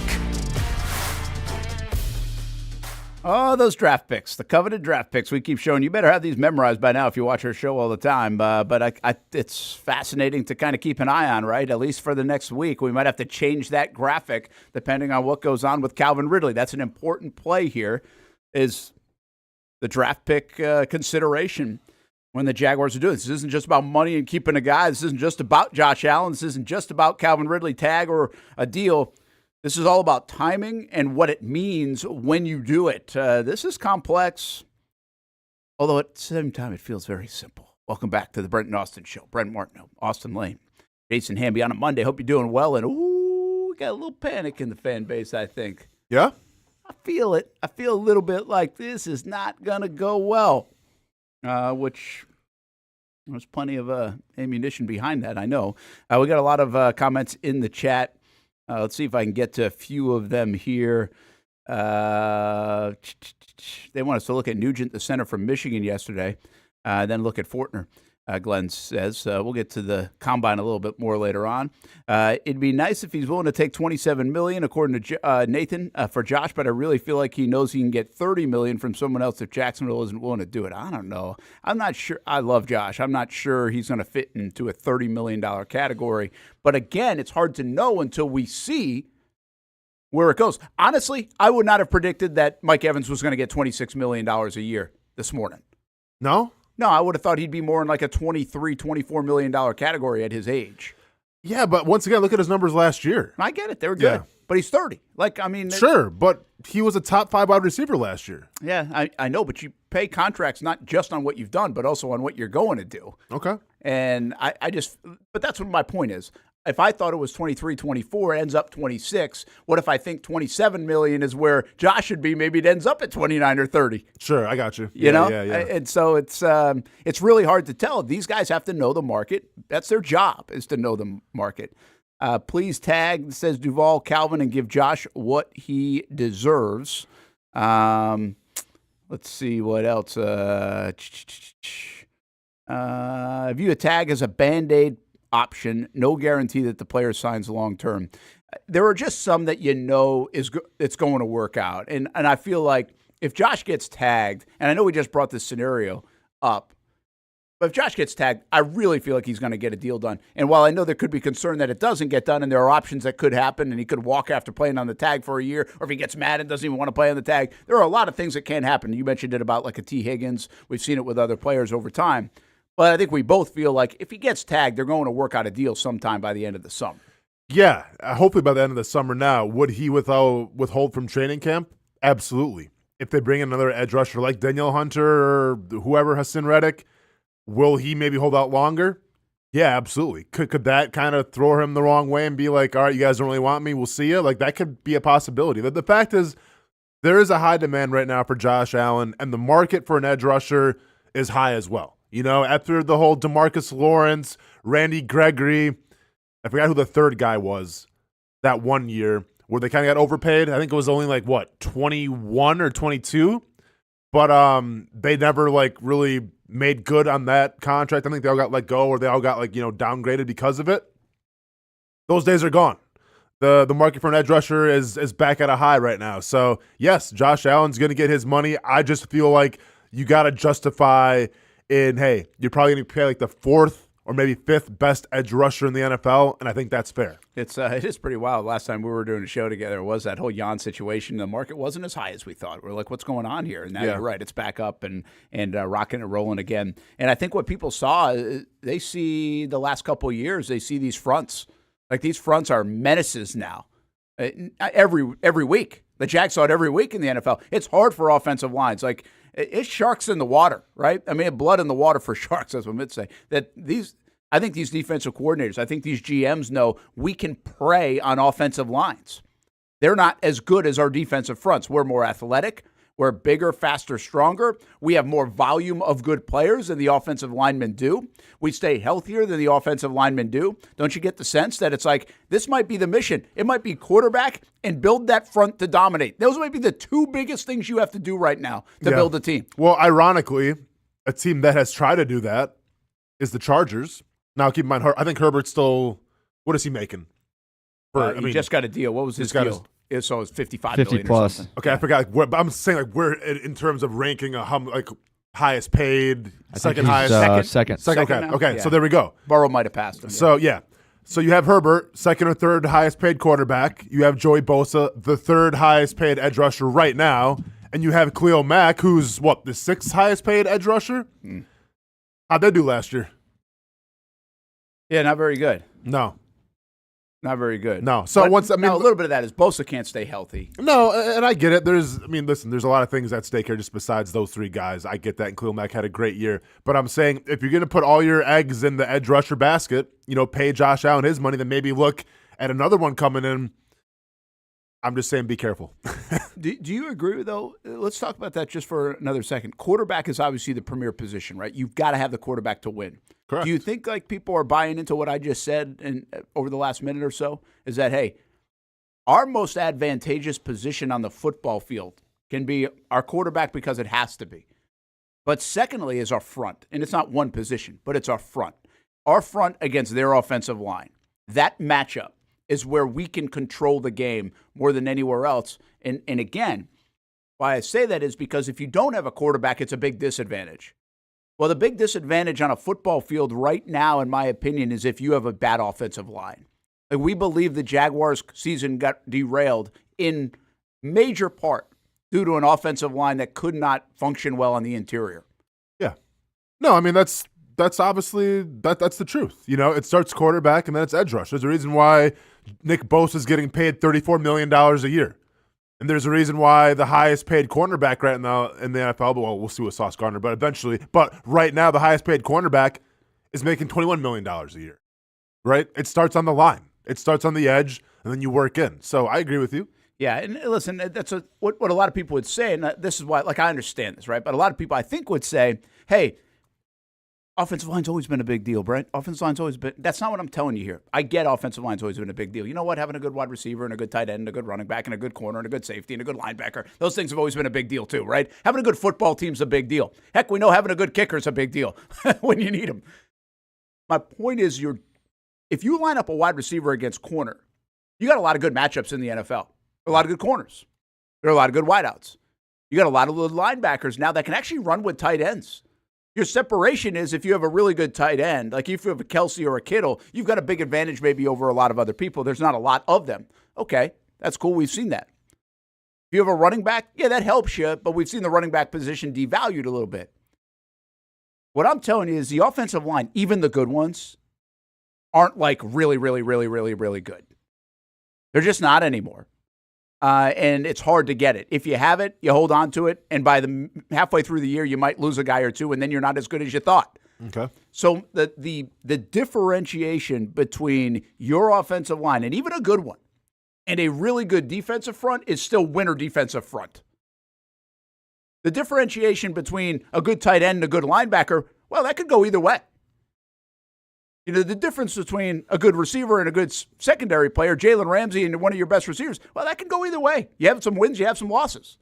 I don't think you have a lot of wins when you're playing the best front in football and you have the best line in football. I think the best front ends up winning these days. That's my point. I think across football, that front wrecked a lot of things this past year. Not just for the Jags. I'm talking across the league. Defensive fronts were owning offensive lines. And I'm wondering if that's why, first of all, prices are going back up over these last few years for these pass rushers and dominant interior players. Okay. And I also wonder, is that why the Jags seemingly are in the mix for not just to sign Josh Allen, not already have Trayvon Walker, by the way, the best tandem in the league this year when it comes to sacks, but also in the mix for potentially a Burns, a Reddick, or a Hunter on top of it all? I mean, it's a good way to look at it, but at the same time, I'm not going to sleep on offensive lines though either, because the Titans' offensive line, who was essentially nothing, dominated the Jaguars' defensive line all day. Yeah, that felt like a preparation thing more than a line up 10 times thing. If you line up 10 times, I really feel like the Jags would have dominated, or maybe they just weren't good enough, to my point. Yeah, I mean, nevertheless, I just think the Titans' offensive line had their way with them. And I do think, there's I think the Eagles' offensive line, I think they're like a cheat code. Right? Now, once again, injuries kind of took part a little bit, Jalen Hurts or whatever, but the Eagles' offensive line, they're a cheat code, because when it's 3rd and 1, 4th and 1, yeah. I don't care how good you are in your interior, you're not going to stop them. That's a fair point. So I think there is things that you look at here, but yeah, obviously the game is built from the edge rush and then you go interior. That's where the game is won and lost now. I understand that. Having a shutdown corner can do a lot for you. Putting a shutdown corner, number one wide receiver, can do a lot for you. But just the way that NFL offenses are built now, you got a good 2 receiver. You got a good slot guy. Yeah. Those guys get open as well. So the more you can put pressure on the quarterback, and this is where the whole Nielsen thing kind of comes into play a little bit, I feel like the more you can put pressure on the quarterback, the better you can do in your secondary, right? It's like what came first, the chicken or the egg? I feel if you can affect the quarterback, it makes it easier in your secondary. Secondary can only lock down a wide receiver for so long before that wide receiver gets open. Simple fact. I don't care if it's Darrelle Revis. I don't care who it is in his prime. Eventually, guys will get open. That's where defensive line play comes into play. I've seen a lot on social media about the Jags already have mismanaged the offseason, and somebody said it to me this weekend too. It's like, well, why isn't this deal already done with Josh? And I think people are a little stuck on the press conference from Trent Baalke where he said he hadn't talked to him. And so that started this conversation. And now you get to this point where, oh, no, now you can't tag Ridley. I don't have all the deals lined up. Maybe, Hamby, you can find me something of the last couple of months. I think some moderate deals might have been done in the last couple of months with guys to keep. But I really feel like the first major deal done of this offseason was this morning with Mike Evans as we hit the month of March. I just don't think this is a time of year you see a lot of deals. So when I ask the question, or when you think, should the deal with Josh Allen already be done? I'm like, I don't think so. Not based on the end of the season to now. Now, I think they should have signed him a couple years ago. So if you want that part of it, that's a different story. But I'm telling you, this little window of time, we don't see a lot of deals done. But I feel like people are bent out of shape oh, well, you should already have this deal done with Josh because then you can use the tag on Ridley. Show me the deals that are done around the league. Maybe I'm missing them, but I just don't feel like these deals, not to say you can't do it, but it just doesn't seem like a time of year that a lot of business gets signed off on until right about now. Yeah, but then there's the thing, though, too. Not every team is in the Jaguar situation. The situation for the Jaguars is you got 2 players. I mean, maybe they start taking Baker Mayfield now, right? There's other things at play here for Tampa Bay. There's probably a reason why they may have, quote-unquote, and I don't believe this, but overpaid for Mike Evans because they're trying to use the tag on somebody else because they're desperate. So not every team is in that boat. I think that the Tampa Bay Buccaneers and the Jaguars are similar in being in that boat. And guess what? The Bucs got it done. All right. I actually think I might have one here. Let me find the time frame, okay? I'm going to go with Daniel Jones. The Giants were actually in this situation last year. Okay. Right? I know. So kind of. Yeah, weird. I mean, it's just you said Daniel Jones. And I just threw up my mouth a little bit. I wish we'd go with a different example. But well, find me a different example. I don't know, man. Find me a different quarterback. Anybody. But go ahead. But I actually think the Jags were in a similar situation as the Giants last year and 2 players that they wanted to keep. Sure. Right? Remember, it was Saquon Barkley. Are they going to give him the deal? Yeah. Or are they going to give Daniel Jones the deal? Are they going to tag Daniel Jones or are they going to tag Saquon Barkley? Well, what they decided to do, which might have been the wrong move. According to you, you would definitely think it's the wrong move. Well, according to the whole his teammates, they would think it's the wrong move. You saw his teammates at the what was it? No, the Super Bowl when they asked them about the quarterback going forward. They said, "We'll see, we'll see." We'll see. This is the scenario. I mean, it really is the scenario the Jags are in right now. And I don't remember this happening a lot of times because, again, you bring up the Jags are in an interesting predicament where they actually have 2 players that it would benefit them to tag. Correct. Right? And that doesn't happen all the time. So the deal, this is back from March 7th of last year, which would have, I think, been a Tuesday. And it's at 4:05 published by the NFL Network. So I'm assuming this is right at the deadline. Mm-hmm. And the headline says the Giants beat the buzzer on a long-term contract with quarterback Daniel Jones. Big Blue and Jones agreed to terms on a 4-year deal worth $160 million. You can throw up in your mouth. Yep. Deal came down minutes before the NFL's franchise tag deadline. Getting Jones' contract done allowed the Giants to use a tag, keep star running back Saquon Barkley off the free agent market.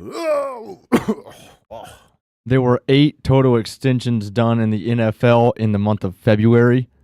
But give me the kind of deals, though. All 1-year deals of guys that are very much so role players or guys you probably haven't heard of. Yeah, and that's the point.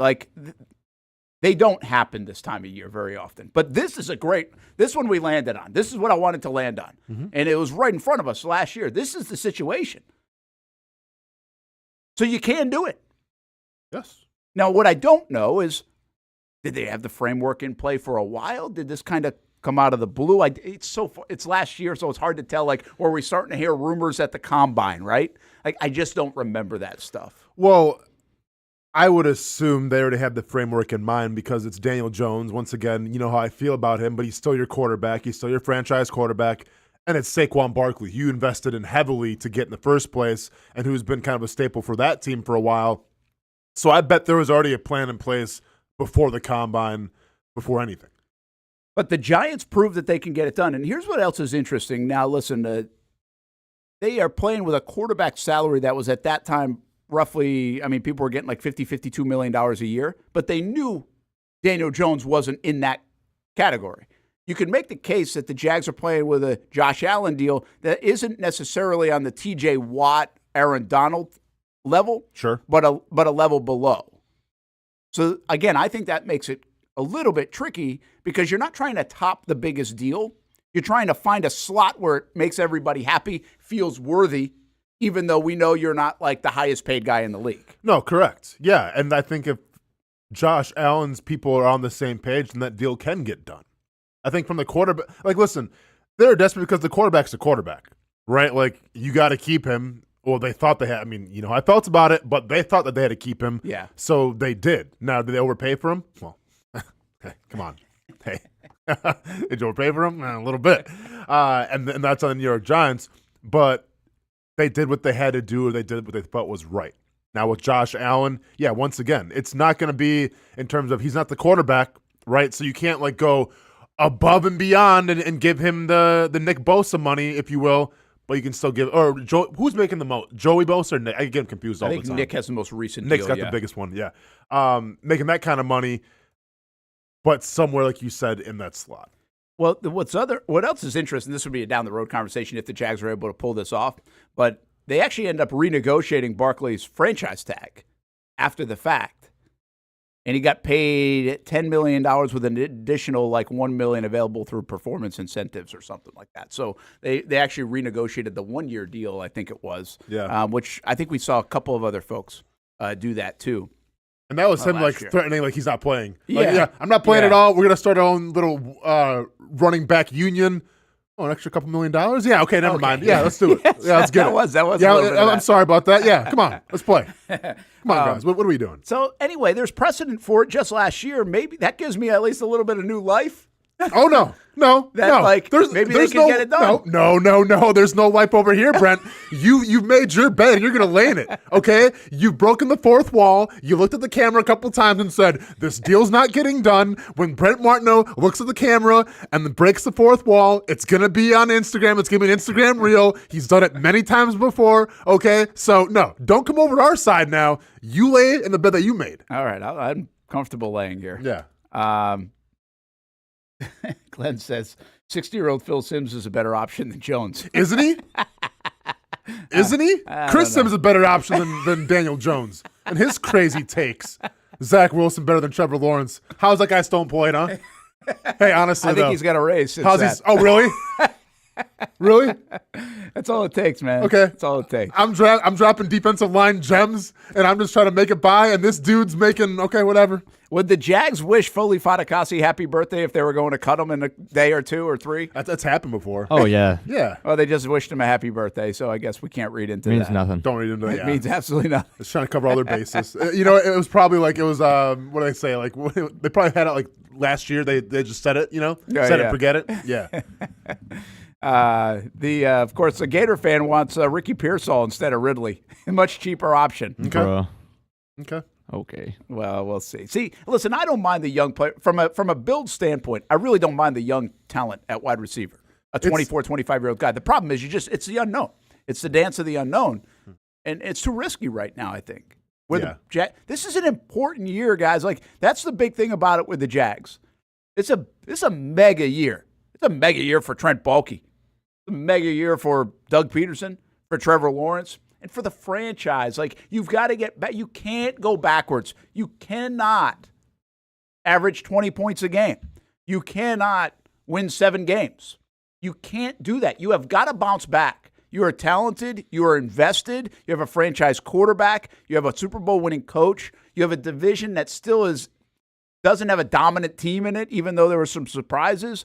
Your job is to bounce back, and whatever that takes. What I do find a little bit interesting is the Jags get so much criticism for running it back. Yet everybody wants to run it back with Calvin Ridley. Because you know what you're getting, though. Yeah. I know. Listen, I don't hate it. Okay. I'm just telling you, it's just kind of ironic. I hear you. Yeah, it is a little ironic, but, different kind of positions, if you will, Brent. And it's one position, not 22 of them. Correct. So, I mean, there's something to be said for that. Yeah. But, it's such a big year. And that's, again, this is, I do think GMs by nature, there are three things actually that I believe about GMs. One, they love freaking draft picks. They just love them. And that's a factor here, by the way, because second round or third round pick, and I don't care what he said in front of a microphone. He would rather have the second round pick. They don't pick again until 96. Like, that's 48 slots. They would go from 17 to 96 without picking unless they traded up. Well, you know why they love draft picks is because that's what represents the GM the most. Absolutely. Like when you say a GM is a top guy or this GM sucks, the first thing that you go to is, well, who do you draft? Right? And then comes free agency and comes decision, things like that. But the first thing that defines a GM is the draft. Yeah, but Les Snead said screw him, and it worked out for him. They're in L.A., so right, well, screw the draft picks. But I mean, once again, you still had to make those deals. Yeah. And he made them. The other thing that I think GMs, I think they hate owning mistakes. I think they're stubborn. So when things don't work out, it takes a long time to pull the plug. They're going to give that player a lot of rope to find out if he's any good at whatever position, especially the early draft picks, right? It's hard to admit mistake from those spots. And I also think from a GM perspective, it's hard to overpay in free agency. Free agency by nature has always been considered risky. The crazy thing about free agency now is I believe ever since like the Denver Broncos hit big in free agency, I've not done this study. This would be a fascinating look. The hit rate on free agency to me, Austin, has gone up. And it's actually happened twice here in Jacksonville. One in 2017, really 16-17, started with Malik Jackson, and then they go get Calais and A.J. Boye. I mean, just those guys alone. And there were some other ones that mixed in. They hit. And they won. And again, this was on the heels of Denver hitting. From Peyton Manning to, who they bring? Ware, right? DeMarcus Ware, didn't he go over there? Yeah, and some other guys. And it was like, whoa. I think Emmanuel Sanders also. Yeah, they won with those guys. They spent a ton. And they won with those guys that year in Denver and ended up winning or go back-to-back Super Bowls or whatever it is. Well, now you go to 2022 here in Jacksonville alone, and this may be what shades my mind so much, is that they did it again. The free agents they brought in 2022, outside of Foley Fatukasi, all contributed in a major way. From Foye Oluokun to Evan Ingram to Zay Jones to Christian Kirk. I mean, these guys had career years. Yeah. So are we seeing that free agency? Now, again, old school GM, old school NFL thinking, free agency, risky, spending a lot of money, overpaying on guys, 50-50 proposition. Is it, though? Is it less risky than it's ever been? I mean, I'm not saying it's less risky than it's ever been, because if you pay the top-notch guy and he still gets injured, like, yeah, things can happen. But it's a combination of the draft and free agency. Like, you go back to the Broncos. They still had a guy named Von Miller. Yeah. Who was pretty good. Yeah. Who they drafted, right? So it's about when you're ready to roll and you have the foundation in place, then, yeah, go after those bigger-name guys, bring them in, and let's see what happens. I mean, Calais Campbell was that guy, and obviously it paid dividends. This past couple of years, Christian Kirk was that guy. So to me, you have the free agents. Like, I get what you're saying with Fatukasi. It's like, yeah. Yeah, I mean, he hasn't lived. That was a bad signing. Roy Robinson Harris. Yeah, some moments, probably not as good as extending him. I mean, Foye Oluokun, I think, got his money. You got your money back with him. So, yeah, it is a little, good and bad.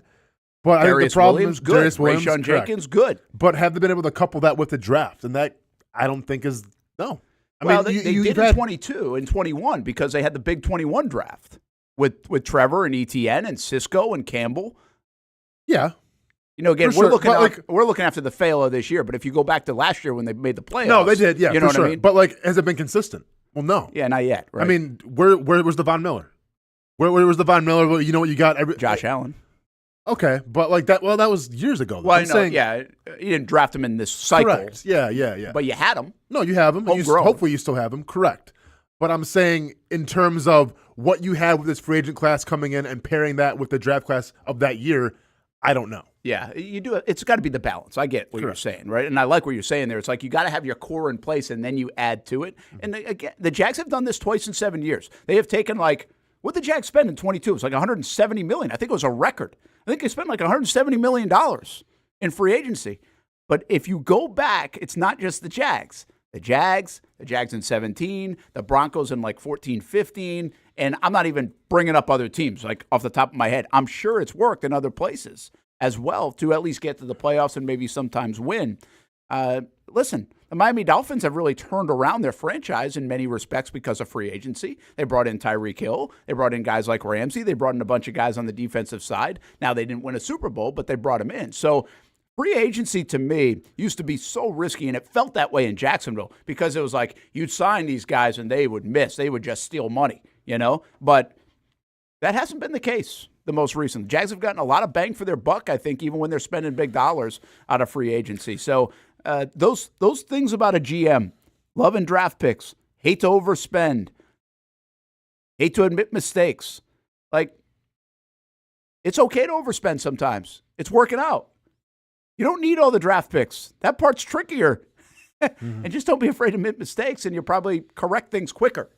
Like, get in front of it when you don't do well instead of being stubborn. I think that's the part that sometimes is most difficult for the GM. All right, let's take a break. We'll be back on the Brent and Austen show here on a Monday. Wow, we are heating up as we get closer and closer to this deadline. A lot of stuff coming out of the weekend, too. What about the Combine and the draft? Like, anybody catch your attention? I thought the Florida State guys this whole week were fascinating. This offseason, just on the Florida State Seminoles alone, are really a fascinating bunch. And what if the Jags don't get Calvin Ridley back? Could a guy like Keon Clark be in play for the Jags, and how much would it help? Or is there somebody else that jumped out from the Combine? We'll talk about it when we come back. As you can tell, the Leon Barrett scoreboard dedication happened over the last couple of weeks. A longtime Riverside General, former Lee High School General, coached under Corky Rogers for a long time. Many, many sports, a legend at Riverside. And congratulations, as he has now his name on the scoreboard at Leon Barrett Stadium.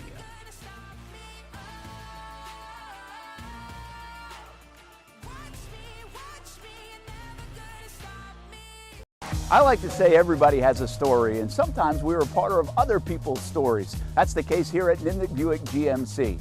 My family and the Nimnicht family. We've purchased 6 different vehicles from Nimnicht Buick GMC. Maybe you're in the market for a truck. Well, let me tell you about the GMC Sierra. I absolutely love mine. I've had a couple of these. This one's a 2020, but right now on 2024 GMC Sierras here at Nimnicht Buick GMC, there's special financing. A year ago, we purchased a GMC Terrain for the kids. Financing rates as low as 1.9% right now for eligible buyers on Terrains and Acadias too. Looking for used instead of new? Buy a used car with the Car Bravo program. Nimnicht Buick GMC certifies all makes and models. Let the #1 Buick GMC dealer in Jacksonville take care of you and your family. Come on out and see the showroom, meet the fantastic people, or shop online at nimnichtbuickgmc.com. Nimnicht, your friends in the car business since 1941. GMC, we are professional grade. The friendliest golf course in town, the Golf Club at Southampton. Local golfers have no shortage of options when it comes to picking a course to play here in Northeast Florida year-round. Yet time and time again, I find myself here at the Golf Club at Southampton. Easy to get to off 210 in St. Johns County. It's family-owned and operated and renowned for being one of the area's most player-friendly. That's just one of the reasons we hold the Action Sports Jacks Dream 18 charity golf tournament here each fall. The Mark McCumber design layout is great for all skill levels of golfers, from the guys who bomb it a mile on the range to golfers like me who are just happy to put it in the fairway, which Southampton has very accommodating fairways. And if you need new clubs, come down to the pro shop. They'll fit you up and get you a nice new set like they did for me. For more information on membership or to book a tee time and see for yourself, head over to golfsouthampton.com or call the clubhouse at 904-287-7529. The Golf Club at Southampton. It's the official home of the Action Sports Jacks Dream 18. Make it your home for golf too. It's a new logo, new branding, but with Bold City Heating and Air, it's an old school approach. One of the few locally owned and operated air conditioning businesses left in Jacksonville. And with that comes the perks we miss in the big business world. It's every customer counts kind of service, from when these trucks have pulled up to my home over the last couple of years and when they pull into your driveway as well. From communication to pricing to the actual service, everyone at Bold City Heating and Air cares about you. You know who's coming to your house. You know they will be well trained and they will respect your home.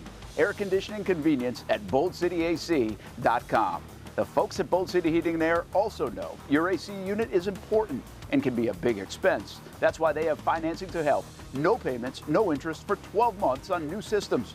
$50 off any repairs. Stay safe, stay comfortable with Bold City Heating and Air at boldcityac.com. Homegrown in your hometown. Bold City Heating and Air. Thank you for making Action News Jax the best in Jax and Folio's Best of Jax 2023. Best TV station, Best TV newscast, Best TV morning show. Chandler Morgan voted Best TV anchor. The Chief, Mike Burrish, voted Best meteorologist. And Brent Martineau voted Best TV sports anchor. And while you're on the go, Best news website and Best local blog, The Burrish Blog. Thank you for making Action News Jax local coverage you can count on. Discover how good your water can be with a new Connecticut softener and drinking water system. Connecticut's twin tank non-electric softeners are the most efficient softeners available, and their drinking water systems remove up to 99% of contaminants. We know that at our home. You can find out as well. Right now, you can save $1,000 or more when you bundle the Connecticut Premier Softener with a Connecticut K5 drinking water system. The experts at CGC Water Treatment and Plumbing will test your water for free and determine your water score. Don't know your water score? Well, CGC will find out and recommend the appropriate Connecticut water treatment solutions to improve it. The higher your water score, the better your water. Call 904-552-1242 or visit cgcwater.com. That's 904-552-1242, cgcwater.com. Financing options are available with approved credit. CGC Water Treatment and Plumbing are proud partners of the Jacksonville Jaguars, and I'm a proud customer of CGC Water Treatment and Plumbing, an authorized independent Connecticut dealer. Florida license number CFC 1432579. I'm Action News Jax First Alert meteorologist Garrett Beaton. While the sun is up and it's going to be a beautiful day. Sometimes you just need a day to yourself. And Garrett's First Alert forecast makes sure you're ready to go out and enjoy.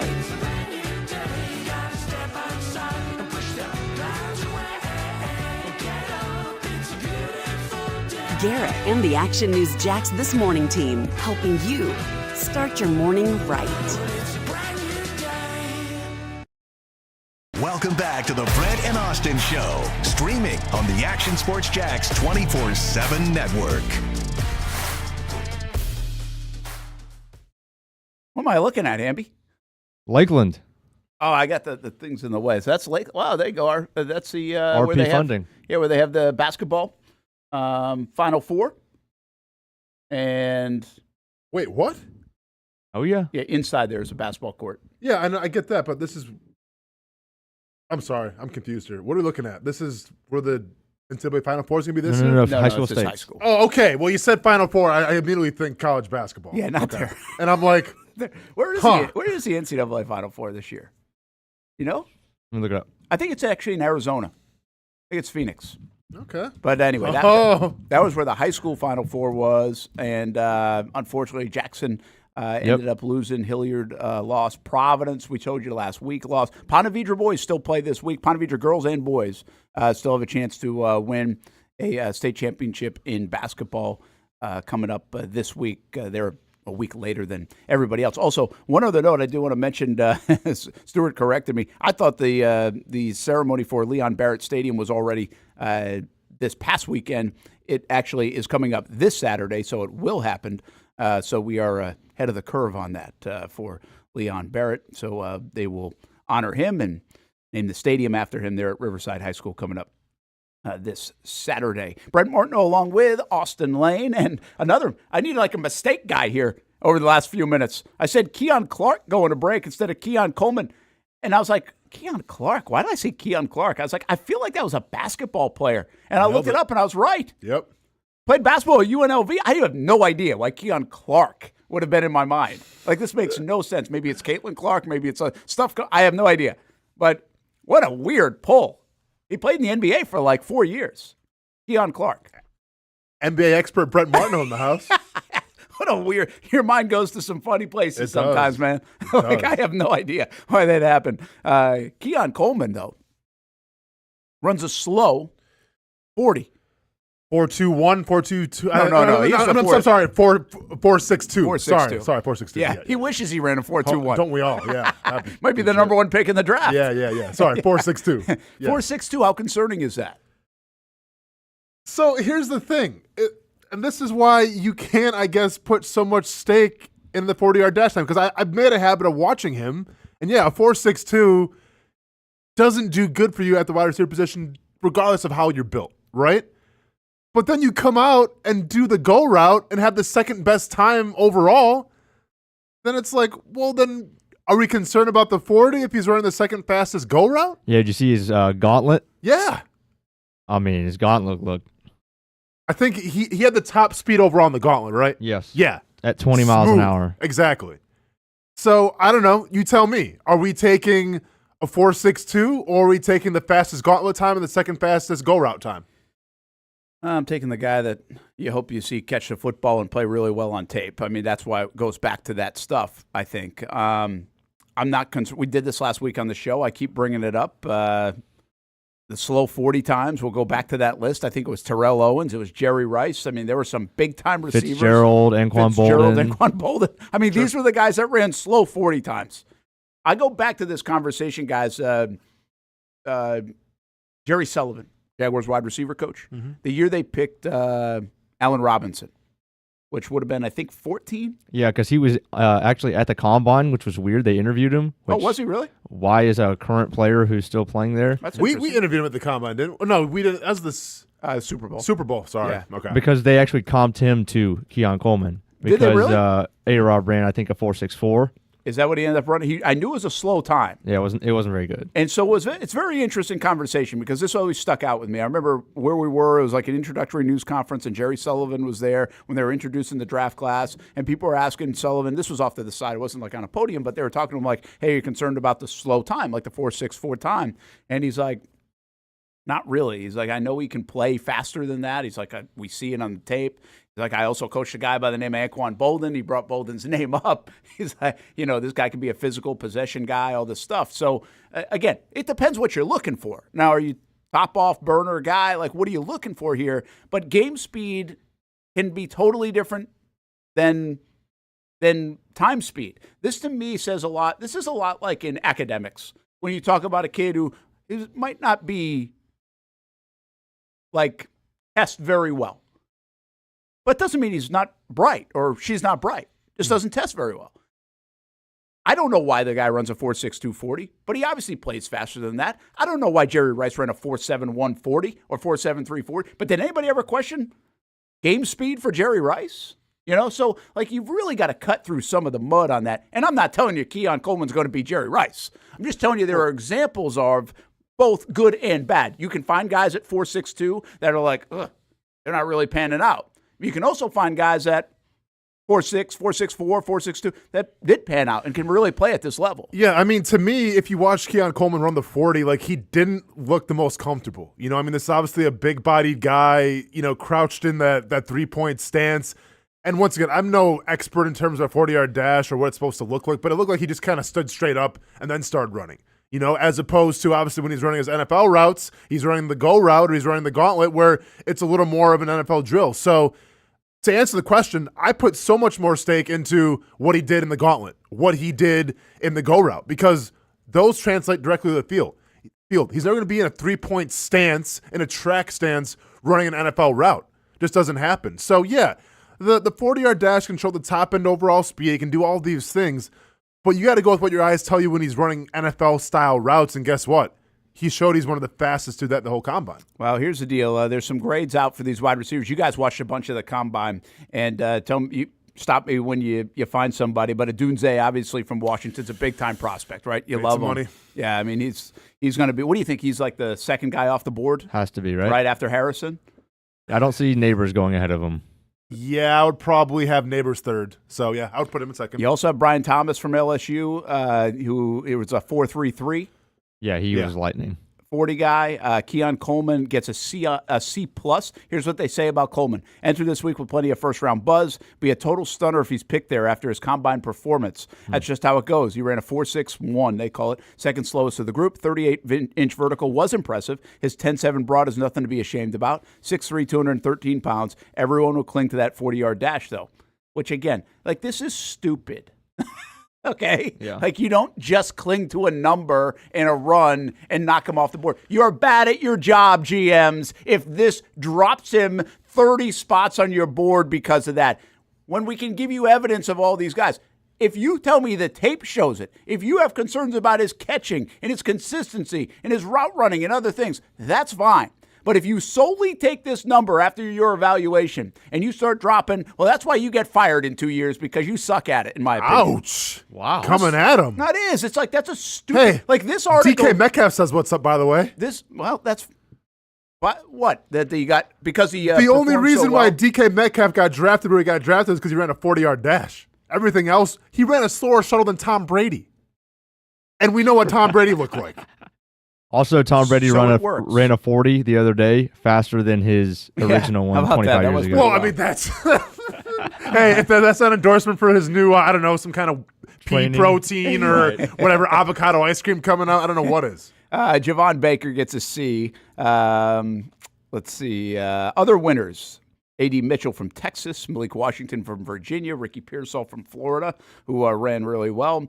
Losers, Jamari Thrash from Louisville. How was Ladd not in Franklin that group? From Oregon. Who? McConkey? Yeah. Yeah, he did good for himself. Well, I think he's probably going – where's McConkey kind of projected? Well, after the season, right after the season, it was like late second, early third. Like he's great, but he's a slot guy. Slot guy is never going to be, there's not many slot guys. Maybe Garrett Wilson was the last one that was really first round kind of feel. But and I know Garrett Wilson doesn't play a ton of slot now. But anyway, and then Senior Bowl, he was like the MVP. All of his Senior Bowl practices, he was voted MVP. Corners couldn't cover him. The amount of separation he was getting was actually insane. So it's like, all right, so he was trending up. And then combine, insane feet, ran a 4.39, I believe. And so I've seen stuff where he's sneaking into early second. Wow, got a whole essay. I like Ladd McConkey. Hey, dude's doing his draft homework, man. Any Georgia guy you want. Get this guy is Shock Your Mock ready, I'll tell you what. I mean, hey, somebody just graduated. Glenn C. has been doing it in the chat here. He said Ladd McConkey is going to be a problem earlier, and then he says UGA offensive lineman Amarius Mims, who, by the way, he's 6'7", 330. He ran a 5'1". That's crazy, man. These guys are so athletic. Here's the thing, though. Because he's a Georgia guy, right? So Ladd McConkey, 10-minute TED Talk. Hey, tell me about Malik Neighbors. Who's that? What? LSU Neighbors? Guy? Never heard of him. I told you he's going to be the third joking. guy. No, I'm joking with you. It's a joke. He's sensitive. I know, man. I know. Kids Corner is sensitive. Kids Corner's sensitive. Give him another today. diaper. Hey, Kids Corner's getting a little fussy over there. I've kept my mouth shut. Get him a binky. Somebody get him a binky and some chewed up aspirin. I spent a lot of time watching the combine. I like that. Back to Worthy. So you just said about Metcalf. Now he's like Terminator when he works out. Yeah. So his stock goes up a little bit, and it was a good move for Seattle overall. I But still he think had they've overpaid him, and that's where my mix is. Agreed. Like he's not a $24 million wide receiver in my opinion. Yeah. But he also was worthy of the pick and is a very productive player. But I wonder where the Xavier Worthy kid now looks like he was a bubble first, second round guy, depending on how you looked at it. Yeah. I mean, his 4.21 is going to get so much hype. He's only 5'11", 165, which can play though this. In the NFL now. Hey, man, when you run as fast as you did, doesn't matter. I don't care what your size is. I don't care what your Wonderlic score was. I don't think they can take the Wonderlic, but I don't care what anything else says. Like, when you run that fast, they're going to find a spot for him. Also, let me ask you this, though, on the other side of the ball. Okay, Nate Wiggins is kind of the consistent number one corner being taken from Clemson. Well, they're saying that guy from had the good day from Toledo. Mitchell, Kenyon Mitchell. Yeah, he ran a 4.33. Yeah, ridiculous. But Wiggins had the top time. But he's 173 pounds. Yeah. Do we know how tall he is again? Let me look. And I say this because, it shouldn't be the end-all, be-all, but height and corner is a thing. You remember my problem with these guys that are super fast but light. 6'1.5" for Wiggins, 173 pounds. That's so small. This guy's 5'11", 165. Worthy. Yeah, but on as a corner, you can't hide. Yeah, Brett. Corners are. And he's an outside corner. He's not a slot. How is he gonna? How is he gonna compete against the big? How tall did you say he was? 6'1"? 6'1.5", 173. Which actually 6'1.5" isn't bad. 6'1.5", 6'2". The question is, will they be able to add to him? But if they didn't add to him in college, maybe they can't add to him. Right? Yeah, if you're not taking advantage of those meals, man, in college at the dorms, it's hard to be that light. Because on the other side, Kool-Aid McKinstry's 2 inches shorter, 5'11.5", but he's 200 pounds. Yeah, Kenyon Mitchell's what? He's 6 feet, almost 200, 205. So, you want to see guys like 6'2", 6'3" is like really gets your eyes going. But 6'2" is a good number these days. But you want the weight though. You want the strength. When you're to press somebody. The thing we talked about Kool-Aid McKinstry the other day. his neck. Yeah. No, seriously. Like, he's built like a safety linebacker. Yeah. Right? And you want those guys physical at that corner spot now, just the way the game's played. And that's why Tyson Campbell got drafted where he was. Yeah, now, I will say this. A guy like Antonio Johnson's not like a big guy. I don't know what Antonio Johnson's height, but he's not like – it doesn't come across as physical. Now, he plays big. Yeah. He really does. He'll just look at his college tape. Plays big. So, even at 6'1", 173, can you play in that slot? You talk about Antonio Johnson? Yeah, Antonio Johnson. Who's playing – I was thinking slot for the Wiggins kid you guys were talking about. Like, can you get away with it there? But you're not going to draft a first-round slot guy as a corner. That's probably true. I don't know, though. Pretty important. Antonio position. Johnson from A&M? Yeah. For the Jags. 6'2", yeah. 6'2", 198. Oh, he's 200, huh? Yeah. He's a tall guy. Yeah. He doesn't come across like that, though. He doesn't come across as I mean, they have him listed here at 195. I don't know, man. I mean, well, yeah, but he's definitely, that's 20 pounds more. Yeah. That's a big difference. Yes. That's a big, big difference. Because that was the thing with Tyson when he was 6'2", 195 and had the arm length. Yeah. Well, yeah, you got to have very lengthy guy, and also, I mean, he ran 173 is very light. Yeah, that's a pencil, that's man. Very light. It's like that guy going against a DK or any of those guys. Just like, how is he not just going to get bodied? Yeah, true. That's a tough matchup. And you don't want those kind of questions going in. Like, that's a dangerous pick, I think, when you do that. So seriously, about the Worthy kid, back to him at 165. Remember, didn't you play with Westbrook? Remember the kick return guy? Do you remember that name? Westbrook. He could fly. For kick return in Jacksonville, we had Kareem, and then we had Scotty McGee. Yeah, this guy didn't remember Westbrook. He was mostly a camp monster. Okay. And he was kind of, I think he was a corner. I feel like his name was Westbrook. And he could fly. Kind of a shorter guy? Yes. You talking about Blake?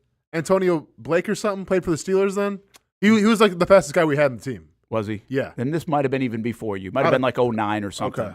But I just remember this one. But it was like the speed was so neutralized. Or Antoine Blake, sorry, by the way. The speed was so neutralized because he was so light. Like it didn't if he got like knocked at all, even on a kick return, he had to get through there with no contact for the speed to show up, is my point. And so I think there is this measurable here where it's like, well, speed's great, but can you play? I always say this about Tyreek Hill. The most underrated part about Tyreek Hill is that he plays physical. Yeah. Like, he can play physical. He is not a small guy. Everybody thinks like he's so fast and he's so shifty. He is. But he also has a physicality to him. Yeah, he's not afraid of getting hit. You know, I mean, much to probably the discredit sometimes of his coaches, or he actually like embraces the contact. But I mean, I think a guy there too, like, yeah, Brent, he can take contact and everything, but his game is so much in space. He's such an anomaly because he is on the smaller side. So if he is in space, he's almost impossible to track. He's 190 pounds, Tyreek Hill. That might be generous. But they got him at. That's what I'm saying, but that might be generous. Yeah, it might be generous, but he's not 175. No. He's certainly, like, again, he can take a hit. He can also have get a little stiff arm to him if he needs to get him down 3-4 yards. He's not going to bowl over you. Like, you could say he's stocky, though. He's stocky. That's what I'm trying. Yeah, I mean, he's short, stocky guy. I mean, how tall is Tyreek Hill? But he feels with everybody else on the field. He's 5'9.5". Yeah, that's it. But man, he can move. So again, when we think fast, I think Tyreek Hill. I think what people don't give Tyreek Hill credit for is how physical he can play. You can't just be fast is the moral of the story. Like, it doesn't work in the NFL. John Ross, case in point. Yeah, it doesn't. A lot of these guys over the years. I was trying to bring up the Westbrook kid. I just can't remember him. But he was the fastest guy in the Jags. They were enamored with him. He was fun to watch. He was definitely the fastest guy. And you're thinking kickoff return, this guy's going to be awesome. And then the lights went on the preseason games, or maybe even early in the season, I forget which one. It was like, this is nothing. He's neutralized because he's like a feather. Yeah, I mean, John Ross, great example. Any person that the Raiders drafted for like the past 15 years is another good example of that. Darius Haywood-Bay fits that mold. I think. Wasn't he a Raider?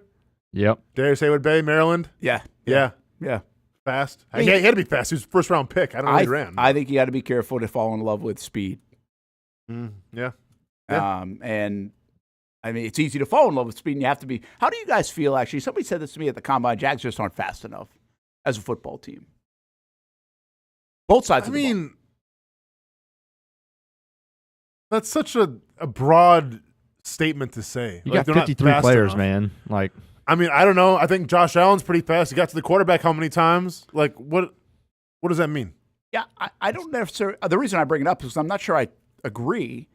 Like, if you go back to 2017 Saxonville's defense, they had some meat to them, but they flew around, right? Because you had Telvin Smith, you had Miles Jack, you had like supreme athletes. Jalen, big-time athlete. Like, they were flying around.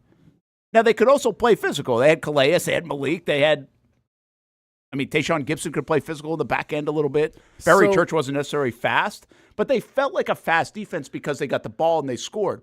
I've actually felt like the Jags need more physicality than speed. I think they're fine athletic-wise on their football team. Here's the funny thing about that, and I know when we break down a defense, we always say, okay, they're either fast or they're physical. But to me, it goes hand in hand, right? Like, if you have a defense that's gang tackling, that's like, for instance, Derrick Henry gets stood up, right? And then all of a sudden 2 guys out of nowhere come in and like, hit him and put a shoulder in him and take him down. Then they get in his face a little bit, flex. Like, you would say, yeah, they're a physical defense. But the pursuit angle showed they're a fast defense, right? So, like, to me, it's comparable. If you have a great defense, if you have a top 5 defense, odds are you're fast and physical, right? That goes hand in hand. Very rarely, I think, are you a top defense where you're just, okay, yeah, we rely all on our speed. Forget being physical. Forget having dogs. Nah, man, we're more of like, greyhounds, if you will. Nah, man. Like, every top 5 defense is going to have the greyhound mixed with the pit bull. And that would be quite the breed of dog to have. But Yeah. No, I think the Jags, like, if I look at the Jags and I think, well, Evan Ingram's fast for a tight end. Christian Kirk is fast. Travis Etienne's fast. Zay Jones is fast. Calvin Ridley's pretty fast. Yeah. I look at their defense and I think Devin Lloyd can move. I don't know if Lewican's the fastest, but he's still instinctually good. I believe like guys like Tyson measure well. Cisco measures well. And you said it about Trayvon's a freak. Josh is a freak. Like, I don't look at them and be like, they're not fast. They're not physically gifted. I think the Jags have a lot of good-looking athletes. Like, they used to – there was a time when they didn't. Yeah. I think the Jags have good-looking athletes. Now, I don't know if you can actually do anything in life without seeing good-looking athletes anymore. Everybody seems like they're a good-looking athlete that's playing at a pretty high level. Yeah. But I really just think it comes down to more physical play, I think, than the speed. Like, speed does not jump out at me. It was interesting I heard that comment because I was like, yeah, I don't get that. I don't see the Jags this year when they matched up with people and say, man, they're slow. Now, I was curious about how they would defend and how they would match up with a team like Miami, who's super fast. But everybody had that problem with Miami. Yeah, see, like, Miami's like the outlier. Yeah. Like, why are they fast? They're fast because Tyreek Hill. Yeah, What happens Ashawn, and they're fast all over the place. Yeah, okay. But then, like, for instance, San Fran, are they fast or physical? What would you say? Because I can say, well, they got Christian McCaffrey. They got Brandon Ayuk. I would say physical. But then they got, probably because of Debo and because they George play Kittle. a physical brand. Trent Williams. Like, Brent, was it Taquan Underwood? Nah, it wasn't Underwood. Although Underwood's a different kind of story. Underwood's a story. Like, actually, it was an interesting find. A 7th-round guy. Great hair, by the way. Best hair. And, the claim to fame on Underwood, if you want to look this one up, it's not a claim to fame, really. It's infamous, is that Belichick cut him on the morning of the Super Bowl when he was with the Patriots. Oh, we got the eraser. This is the pencil eraser. Number 2 pencil eraser here. Easy. Jeez. Hey, you said it, not me, man. That's exactly what I'm looking at right now. You're calling a pencil. First of all, it's called flat top, coming from the kid's corner. Let's call it a flat top. Maybe the kids call it that now? No one's calling it a pencil eraser. I mean, show a little respect. By the way, you know what's funny? You know where he's coaching now? Taquan Underwood? You been following up on him? I feel like I might have seen this, but it's pretty ironic. He's coaching with the Patriots. Oh, is he really? Yeah. He's the assistant wide receivers coach. It's wild. A lot of those guys that you're playing with, a lot of those, because Kerry Taylor's opened up his own academy now. Receiver. Yeah. I might try to get him on, actually. It's kind of like, what are they doing now? But a lot of these guys are coaching now. But it's wild for, like, they kind of did him dirty. I felt like in the Super Bowl, and he goes, yeah. See, if I was coaching, the Bears come calling? Nah. Hey, we're all good. What's that, a coordinator position? No, I'll just coach defensive line here in Jacksonville. I'm not going to Chicago. Forget that organization. Scotty McGee? That's what Scotty McGee was a fast guy. He was a corner, but I'll get this. So, where are you guys in the chat, man? You got to. Brent, nobody remembers kick returners. Or somebody threw out Chad Owens, but that was too far, right? He was a cornerback and a kick return, but he was primarily made the team, or at least we thought he'd make the team as a kick return. I can't remember if he got out of camp or not, but he was definitely somebody that, he was one of those camp stars. We always fall in love with one of those camp guys, and then it's like, okay, well that's I was one of those guys. And now we always do that, really. All right, was he drafted? I don't think he was drafted, but he might have been a 7th-round pick. Okay. Let's take a break, and maybe we'll find it now, just to at least conquer the demon in my mind. This is going to be the whole show, huh? No, it's not going to be the whole show. Let's go. We're not talking about a 165-pound kick returner on a day where we need to sign Josh Allen and Calvin Ridley. So let's take a break. We'll come back. There's a lot going on coming out of the weekend, too. It definitely wasn't Corey Grant. And look at the Gate River Run, another successful one on Saturday morning. Congrats to everybody that ran it. Stuart Weber was in that mix as well. How'd he do? I don't. He finished, right? He finished. He's he alive worked that night. So enough said. That's good enough. I like it. I think it was looked like a kind of an overcast morning with some sprinkles, which was probably a great morning to run. Refreshing. 9.3 miles. You made it. There's no way. Congratulations.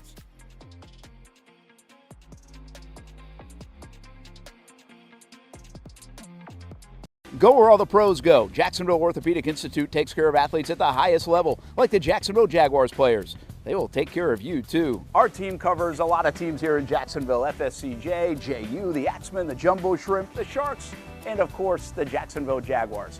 JOI covers all those teams as well. And then there's youth sports. My kids play baseball and softball. And whenever we have an injury question, the first call is to JOI. Jacksonville Orthopedic Institute has been serving Jacksonville for 30 years, and they have over 30 specially trained physicians and assistants at 5 locations in the area.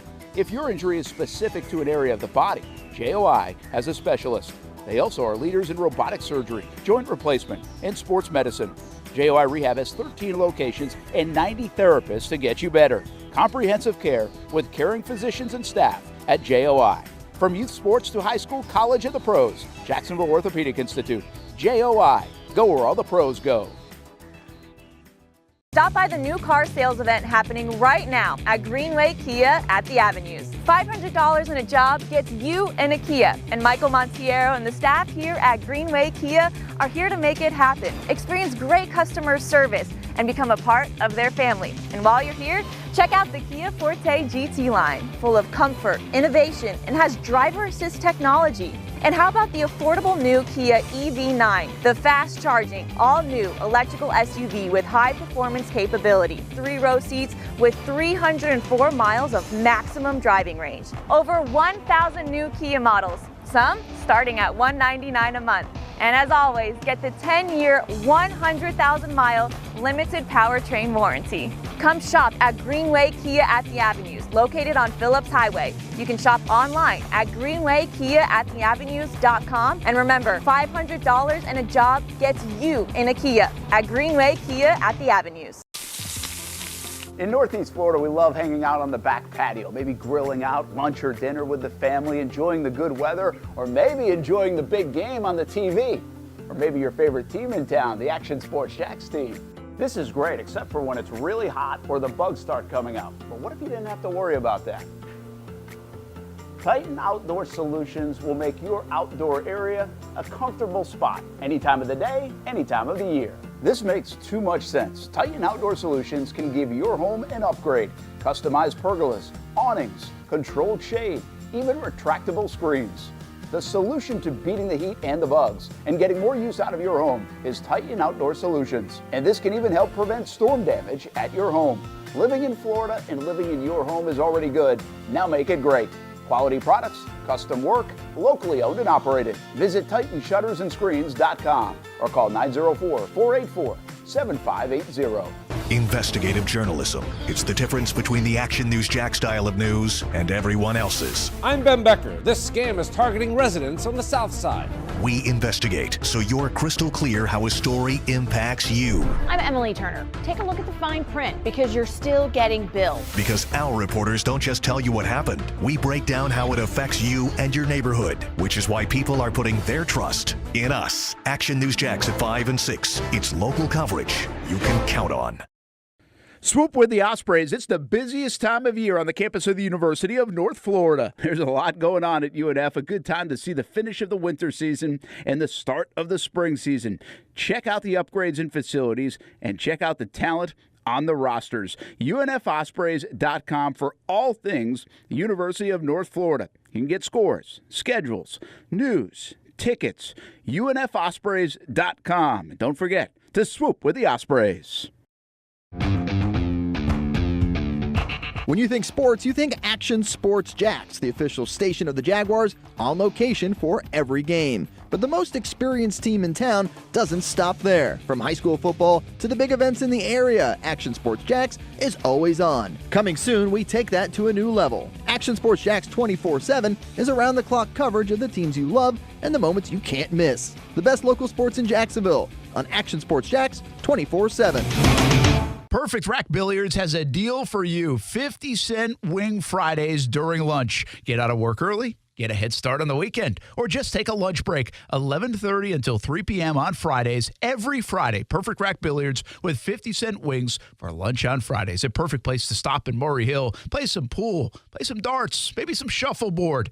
Now, that's a heck of a lunch break. And get those 50-cent wings on Friday just to make it better. 11:30 to 3 p.m. on Fridays at Perfect Rack Billiards. Welcome back to the Brent and Austin Show, streaming on the Action Sports Jacks 24/7 network. Okay, I feel good. I feel good about this. My mic on?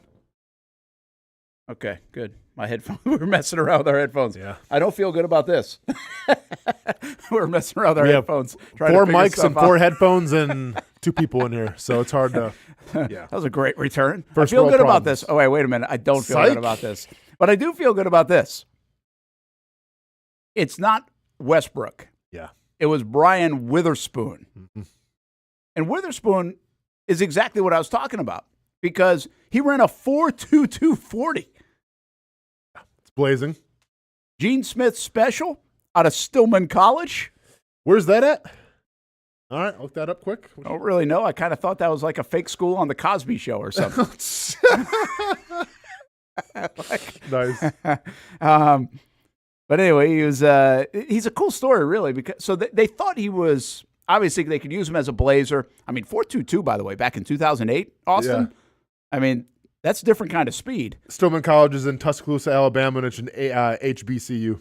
Yeah, so, I mean, he was a neat story and intriguing because, again, 4.22 back then, now 4.22 anytime, but it wasn't like in 2008, not everybody was running 4.4s and 4.37s. And Sure. you know what I mean? Yeah, I mean, now so many people are breaking. It used to be special to run a 4.4, and this dude was 4.22. So, like, it was crazy speed. Is this combine numbers, though, or is this because that's a difference? It says combine, no wait. Wow. Yeah. Okay, so he impressive. was at the combine, and Good for him. okay, so he's a track star at Stillman, too. Hey, you don't say. Yeah. Shocker. And so he stays with the Jags. He goes to the Lions, the Panthers, and the Giants. And if you just joined us, what I was saying is he was a speed guy that they thought could be, I mean, he's even listed as a corner and return specialist. They thought he could really make some noise for them in the return game. And he really looked the part. He was fun to kind of watch in camp. Now, return specialist in camp is really hard to watch. You're kind of like, okay, what's going to happen? And I think he might have had a good one or something in the first preseason game. But I remember also the conversation somewhere, whether it was his first year or second year, because he was there 08, 09, saying, all right, when the lights come on, this doesn't feel as good. You know, there's so many guys at the practice field and training camp where it's like, oh, this is going to be good, going to be good, going to be good. And then the lights come on. It's like, okay, not really what I thought. So he was kind of one of those guys for me. But he is a cool story because he hung around the NFL a little bit, got a couple of chances. And then in 2013, he retired from football, went back to track and field. He actually qualified for the U.S. Track and Field Nationals in the 100 meters and the 200 meters. He ran a 10.22 in the 100 meters. And I think that was it. Now he retired from track and field, but he tried both. He was a first-team Division II All-American back in 2007, by the way. Oh, and how about this? Super Bowl champ. He's got a ring with the Giants. Nice. Well, that's kind of cool. Yeah. Good for him. Cool. So he actually floated around the NFL for a good 4 or 5 years. I think he had a couple of ACL surgeries too. Man. So Okay. in between all that. Yeah. But anyway, that was Brian Witherspoon. I thought it was Westbrook, but I was thinking when we were talking about speed, some of that. Brent Martineau along with Austen Lane. Brent and Austin Show, Jason Hamby as well, here on a Monday. And it's been a busy Monday. It's been already a fun Monday. And the story in Jacksonville is the countdown. Yeah. I mean, we're 28 hours away. Tomorrow at 4 o'clock is the deadline. So how this works, if you're new to the game, it's the franchise tag season. The Jags have until tomorrow at 4 to use the franchise tag on Josh Allen. They also could try to be like the New York Giants of last year, and when you have two players that you are interested in tagging, you can get a deal done with one of them, then tag the other. And the story on the Giants, which we kind of went over a little bit earlier in the show, is they signed Daniel Jones, tagged Saquon Barkley. It was right up against the gate, at 4 o'clock. Now, how close to 4, we don't really know when the paperwork went in and everything else, but the report was that it was really close. So the Jags still have some of this time to potentially negotiate, hammer out a deal with Josh Allen, and then be able to do what all the fans want to do, sign Josh Allen, use the franchise tag on Calvin Ridley. So why is the Ridley part of this such a big story today? If you missed it, Mike Evans signed. 2-year deal, $52 million. 2-year deal, $52 million for one of the best receivers in the game, but also a guy who's going to be 31, 32 years old on this contract. He gets $35 million guaranteed. What that did was jump Calvin Ridley to the forefront of a lot of people's conversation, not just here in Jacksonville, because T. Higgins looks like he's going to get tagged. Obviously, you have Michael Pittman, who looks like he's going to stay in Indy. Now, with Mike Evans off the board, Calvin Ridley is probably the top receiver on the market if he hits the market next week in the NFL. So the Jags will have competition, and there are teams that have more money and will overpay for a guy like Calvin Ridley. So there's a lot going on here in Jacksonville the next 28 hours. That's really been the dominant conversation of the show. And there's another part of this domino, and I want to ask you about it right now, although it will become a deeper conversation as these days go along, and especially once we know how the dust has settled. How much do they need to bring Calvin Ridley back for their franchise quarterback? What does this say if they take stuff away from Trevor Lawrence? Even if it's drafting a receiver in the immediate, it's taking away from Trevor Lawrence. How important is this signing for maybe not only their quarterback's performance, but what it says as they try to build a long-term deal with him too? It's important. Set aside from the Josh Allen deal getting done, which is the most important thing this offseason, taking care of Trevor Lawrence has to be the second most important thing. And there's various ways that you can do that. You can try to look in the draft at a wide receiver. It is a deep wide receiver class, but once again, you're not confident in drafting and developing a wide receiver, especially year one as a rookie. So, yeah, if I'm Trevor Lawrence, I'm watching this very closely. Now, are him and Trevor, the best of friends? Are they always on the same page? Well, you saw last year, that wasn't always the case. But Trevor Lawrence is a better quarterback with Calvin Ridley than without Calvin Ridley right now. And one would assume that you're going to get a better version of Calvin Ridley than what you saw last year. Now, does he make his money? Does he just go in full slack mode and say, I got paid, I'm not going to work? I don't think that's Calvin Ridley's MO. Doesn't seem I still think he has a lot of pride. I think he wants to be the best player that he can be. Didn't miss a practice all year. Yeah, exactly. And the guy practices hard, by the way. Yeah. Honestly, my biggest thing with Calvin Ridley in training camp was this guy's not going to last the full season because he's like diving for every single ball. It was wild, but thankfully he did. Nevertheless, yes, Trevor Lawrence is watching this with very close eyes because if Calvin Ridley somehow walks and you lose him and you fail to secure another guy in free agency, yeah, I'm nervous about Trevor Lawrence. Yeah, I wonder. I just don't know how feelings get hurt in this business anymore. It's really hard to tell. What does it say? I think we've had this conversation a lot of times about Trevor Lawrence. I think he needs to be better in some areas, but he also has excuses in other areas. I think he has some ammunition in his back pocket. I think it's very easy right now to represent Trevor Lawrence in any kind of upcoming negotiation. And I also think if this is such a massive year, especially if you don't get a deal done, like this really, to me, if you're not going to get a deal done with Trevor this year, well, you better put as much around him as possible, better offensive line, protect him better, make your offense run better. And then don't take away one of a receiver that just had 1,000 yards and 8 touchdowns, in a season. That does not look good to me on the surface. Now, maybe it turns out to be okay because they go get somebody in the draft and that guy's better, or they get Gabe Davis and he fits into the offense better, and Zay Jones stays healthy. There could be a myriad of reasons how this works out. But in the immediate, in the offseason, before they hit the field, I feel like losing Ridley has a adverse impact on the relationship potentially, or at least the ability to get a deal done with Trevor Lawrence. And I'm trying to say this without being too dramatic. I'm not telling you it will. I just wonder if that's something that can be like another feather in the cap of the representatives, the team Trevor side, of saying, what the heck? Again, I go back to, you put me with Urban. Now you got some stuff around that I can't trust, whether it's the interior of the offensive line, whether it's drops from the receivers, and now you're going to take Calvin Ridley away from me. You're taking a weapon away. So I don't like the feel of that as it relates to the Trevor situation, although I might be totally overplaying it. It might not matter at all. Trevor might just understand, hey, it's part of the business. We'll get the next guy in. We'll be fine without him. I love Zay. I love Christian Kirk. I love Ingram. We're still pretty good. That might be his look at it. It could be, but it's not. Once again, I think he understands he's a better quarterback with Calvin than without Calvin. Yeah. And also keep in mind from Trent Baalke's perspective, we just got done saying how GMs value their draft picks, right? And if you lose Calvin Ridley, and once again, you can say that they're going to let him go, bring him back, and you can keep your second rounder, and that would be all hunky-dory. I don't think it's going to happen. So third-round pick, you're going to have, and second-round pick you're probably going to lose, whatever the case may be, second or third, regardless. But if you lose Calvin Ridley and you essentially agreed, you know what, let's just rent a guy for a year and lose a high-value draft pick, that's not going to go over well with Trent Baalke. And I think that makes you kind of look bad as well.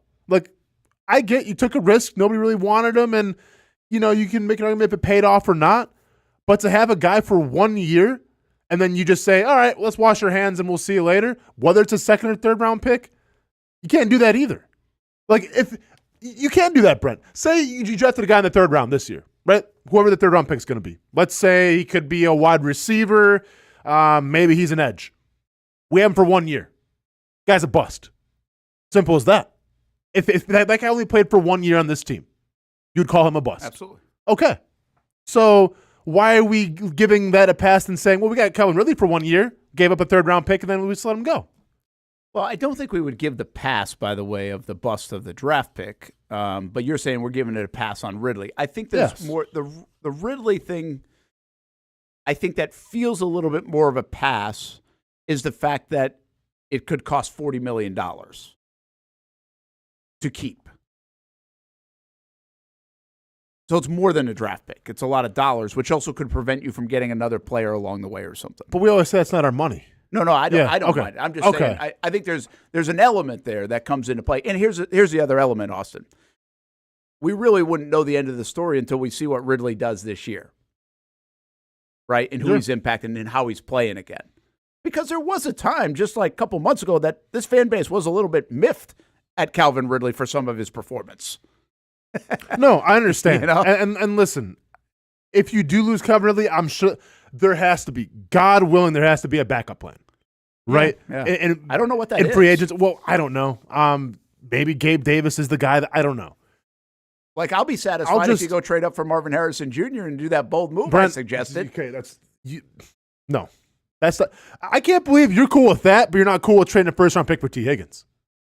That's baffling. No, I'm cool with you. I just don't. I think the realization of your move working, it doesn't hit home with me. I don't think that's going to happen.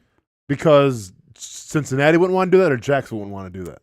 And by the way, for those of you who are catching up, I've proposed that you trade.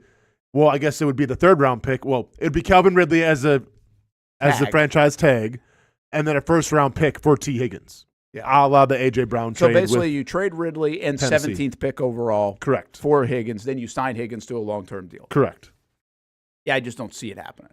From the Bengals' perspective or from the Jaguars' perspective? More from the Jags, really. Okay. You think it's too much? Yeah, I think if they go, yeah. Okay.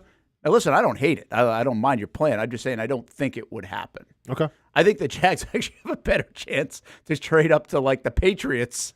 Unreal. And get a Marvin Harrison. So you think giving up 2 first-round picks? They would have to give up a lot. Yeah. So But I like I don't know, maybe it is more on the Cincinnati side. Like, I get a feling like Cincinnati doesn't want to upset the trio. Here's the thing. If Brent can't decide if Baltimore, sounds like a pretty good deal, get it done. If Brent Martineau goes, well, the Jaguars, they don't. Well, hang on. Now, maybe Cincinnati, well, wait, is it the perfect trade? It might be. It might be, other than if both sides don't want to do it, it might not be a perfect trade. I'm just saying, don't let this trade happen, Brent. Because if that trade happens, guess what? Then I'm making a phone call to the Jaguars headquarters, and then I'm getting a job there. And I'm going to have to leave the show for a little bit. For a little bit. All right. Until what? We fire you? Until I get fired from the GM spot or like assistant GM. Yeah. Brent Martineau Austen Lane, Brent and Austin show here on a Monday, and a fiery one at that, with so many things happening around the NFL. It's going to be a pretty wild week. I think the next 7 or 8 days are pretty wild here, so make sure you catch us on the Action Sports Jacks 24/7 network. You can find us on the Action News Jacks app. You can check us out on Roku and Apple TV and Google TV and all those places that you watch from your living room. If you just download the Action News Jacks Now app, that's how it comes up on all those devices. But on your phone, it's just the Action News Jacks app. Click video, we're right there. Go to actionnewsjacks.com, click the video, boom, we're right there. And, of course, you can get us on all the social media channels, which hopefully you're listening to right now. Brent Martineau, Austen Lane, Jason Hamby. Hamby, what you got, man? There's a lot coming out of the weekend here. Got any noontime news for us? We got some stuff. I mean, LeBron got 40,000 points. I don't know if that made it, but some milestones in basketball between LeBron and Caitlin Clark. Well, you got LeBron getting 40,000. You got him also a part of a slew of investors along with Drake into the PGA Tour. Now, I was curious. That's an interesting thing because that's a big deal right now, right? We're on the verge of the players, and the big deal in the golf world is, I think it was a $3 billion investment from a group. Was that Fenway Group? I think it was. Fenway Sports Group. Well, it's Strategic Sports Group, which is headlined by Fenway. So do you guys think this is more like Tiger influence? You think Tiger's actually behind the scenes drumming up the LeBrons and the Drakes of the world to say, hey, come support our sport? I think they're trying to add some more swag to golf, Brent. That's all that is. You know, try to put some new faces on it, new eyes on it. Well, they need the money, by the way, too. These guys got a lot of it. Yeah. Well, so it's strictly PGA Tour, right? Is that what it is? Yes. Yeah. Trying to counter that live golf money. It's all good. Well, that's what it is. I mean, they're trying to build their nest egg, and they need more of it. This is, whatever. It's a complex deal. But the bottom line, having these guys in the sport of golf is fascinating to me. And it reeks of like Tiger, and not reeks in a bad way. Yeah. It's like definitely like a Tiger influence. Yeah, golf is the new pickleball now, everybody. I remember pickleball was a big thing. Gonna invest in that. Whatever happens, pickleball ain't getting $3 billion anytime soon. It's whatever, man. Like I get what they're trying to do, trying to put new faces to golf, but golf is golf. You're mad at it. You're mad because you're gonna have to like it soon because you got LeBron. This is I gotta like it. First of all, because LeBron's doing it, I gotta like it. Yeah, Drake, LeBron. This is like Beyonce going to country music, man. Okay, you're gonna have to listen. I do like Beyonce a lot. Listen, okay. MJ in Space Jam was a lot better than LeBron in Space Jam. So just because LeBron's doing something doesn't mean I have to like it. Giannis might be next. Oh, if that's the case, then yeah, let's go. If Giannis is an investor, I will go get a pair of clubs, a set of clubs. Not a baby. A couple of clubs tomorrow. What is it? Is it a set of clubs you call it? Yeah, that'd be good. Set? Okay.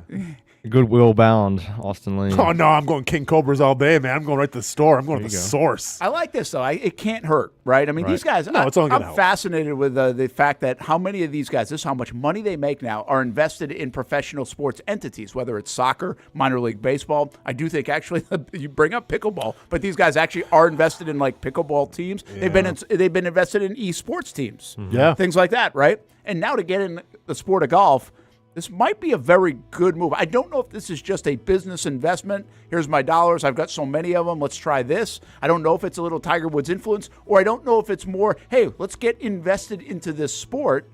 Let's help grow the sport.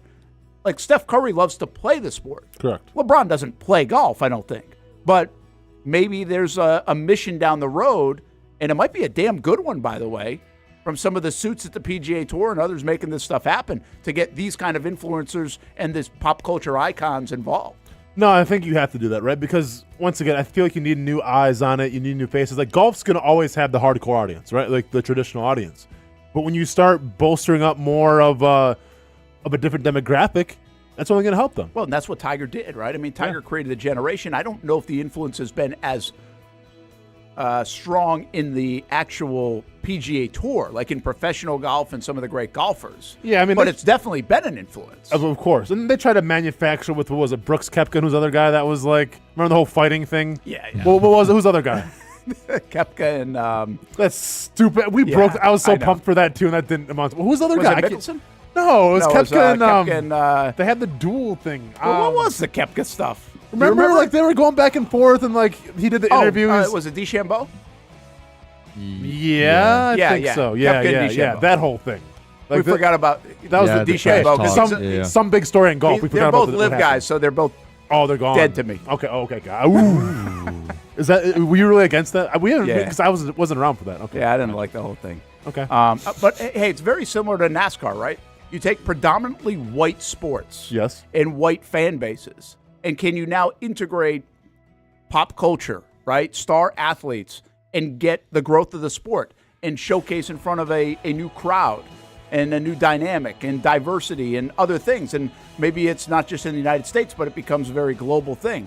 That might be this. Again, Tiger did a lot of that. Yeah. There have been other people have done that, but this might be a far-reaching thing from an audience standpoint more than a playing standpoint. I just hope Drake's gonna be like at every single event talking smack to the players like he does in his basketball games. Does Drake still have the thing on where like if he goes, they lose?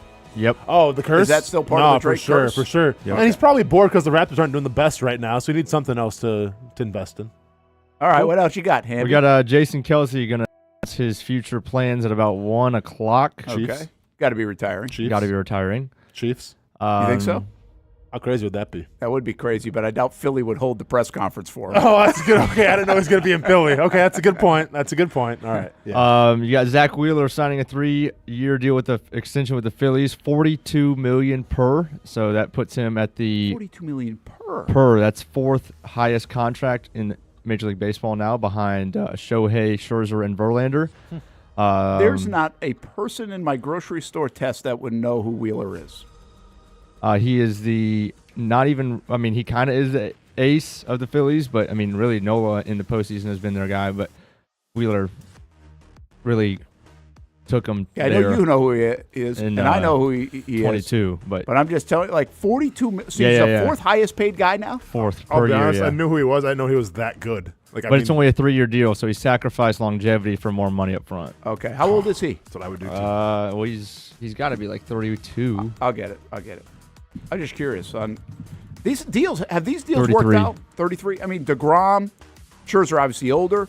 Feels like the only deal that has, and even Verlander, right? Did he get hurt last year too? Was Verlander hurt? Yeah. Because then he got traded back to the Astros. Yeah. Are these short mega The deals short for these ones are a lot pitchers better. working? I mean, the DeGrom and the Scherzer, those and the Verlander, those are tricky because those guys are at the end of their careers. But like Nola did one a couple years ago, that's worked out well. So most of the short term, like 3 to 6 year deals for the starting pitchers have been just fine. But obviously the long term ones across the board for all position players and pitchers have not really worked, which is why Anthopoulos for the Braves is kind of always getting the gold star. Because he signs these guys. Got to go all the way back to Atlanta. It's either going back to Athens or it's going to Atlanta. Welcome to the news in Atlanta. Hey, we got more. We got Braylon Edwards. Name I haven't heard in a while. Saved an 80-year-old man at a YMCA from getting the mess beat out of him by a 25-year-old. In like a locker room, right? In a locker room at a YMCA outside of Detroit. Braylon Edwards walks in to his theme music to the locker room. 25-year-old unidentified is beating the mess out of an 80-year-old dude and was about to slam him on the ground and What are the? I mean, what justifies beating up an 80-year-old man? I'll never know. But I don't either. Well, I mean, honestly, the guy like Howard, his girlfriend or something. What happened? Was Braylon Edwards a Georgia guy? No, he's a Michigan guy. Michigan guy? Yeah, Michigan dude. Robert Edwards was a Georgia guy. Yeah, and Dejon Edwards, who's current running back in the class. You're going to name every Edwards that ever played for Georgia? Let's go. No. And Hammy, where's this YMCA? Detroit. Okay. Outside of Detroit. Well, there you go. And we got one more. Say, the one I go to, we're just chilling over there. Ain't no 80-year-olds getting nothing. Okay. You'll be there to rescue them. You better believe it, Brent. Hey, people at the Y love me now. Do they? Dude, I get on so many hype. Oh, yes. Are you like Uncle Austin over there? I'm more like grandson Austin because all the old Grandson. ladies love me. Yes. But go ahead. Yeah. You know take what your it son is. up there too? Yeah, of course. Got to. Well, I mean, he's in school now, but yeah. Right. But if he needs to work, I'll take him out of school early. Duval Charter. Yeah. Duval Charter Hope you're not listening. Yeah, we're all good, man. What is he? What do you guys learn cursive? Nah, man. Let's go and bench out this. We have the combine in like 12 years. Combine ready. Yeah, we have the combine in 12 years. If it's gonna be there, we'll see. Do you think they're going to be? You're going to write in cursive in 12 years? Nah, man. We're never gonna write in cursive. As long as he knows how to do It's his a dead signature, language. that's it. It's a dead language. Can you say your name out loud? Okay, good. We're good to go. You're fine. Last one, just a rumor, but the Browns general or owner spoke to it the other day that the NFL is rumored to be looking to push the season to 18 games. Of course. Of course, right? Yeah.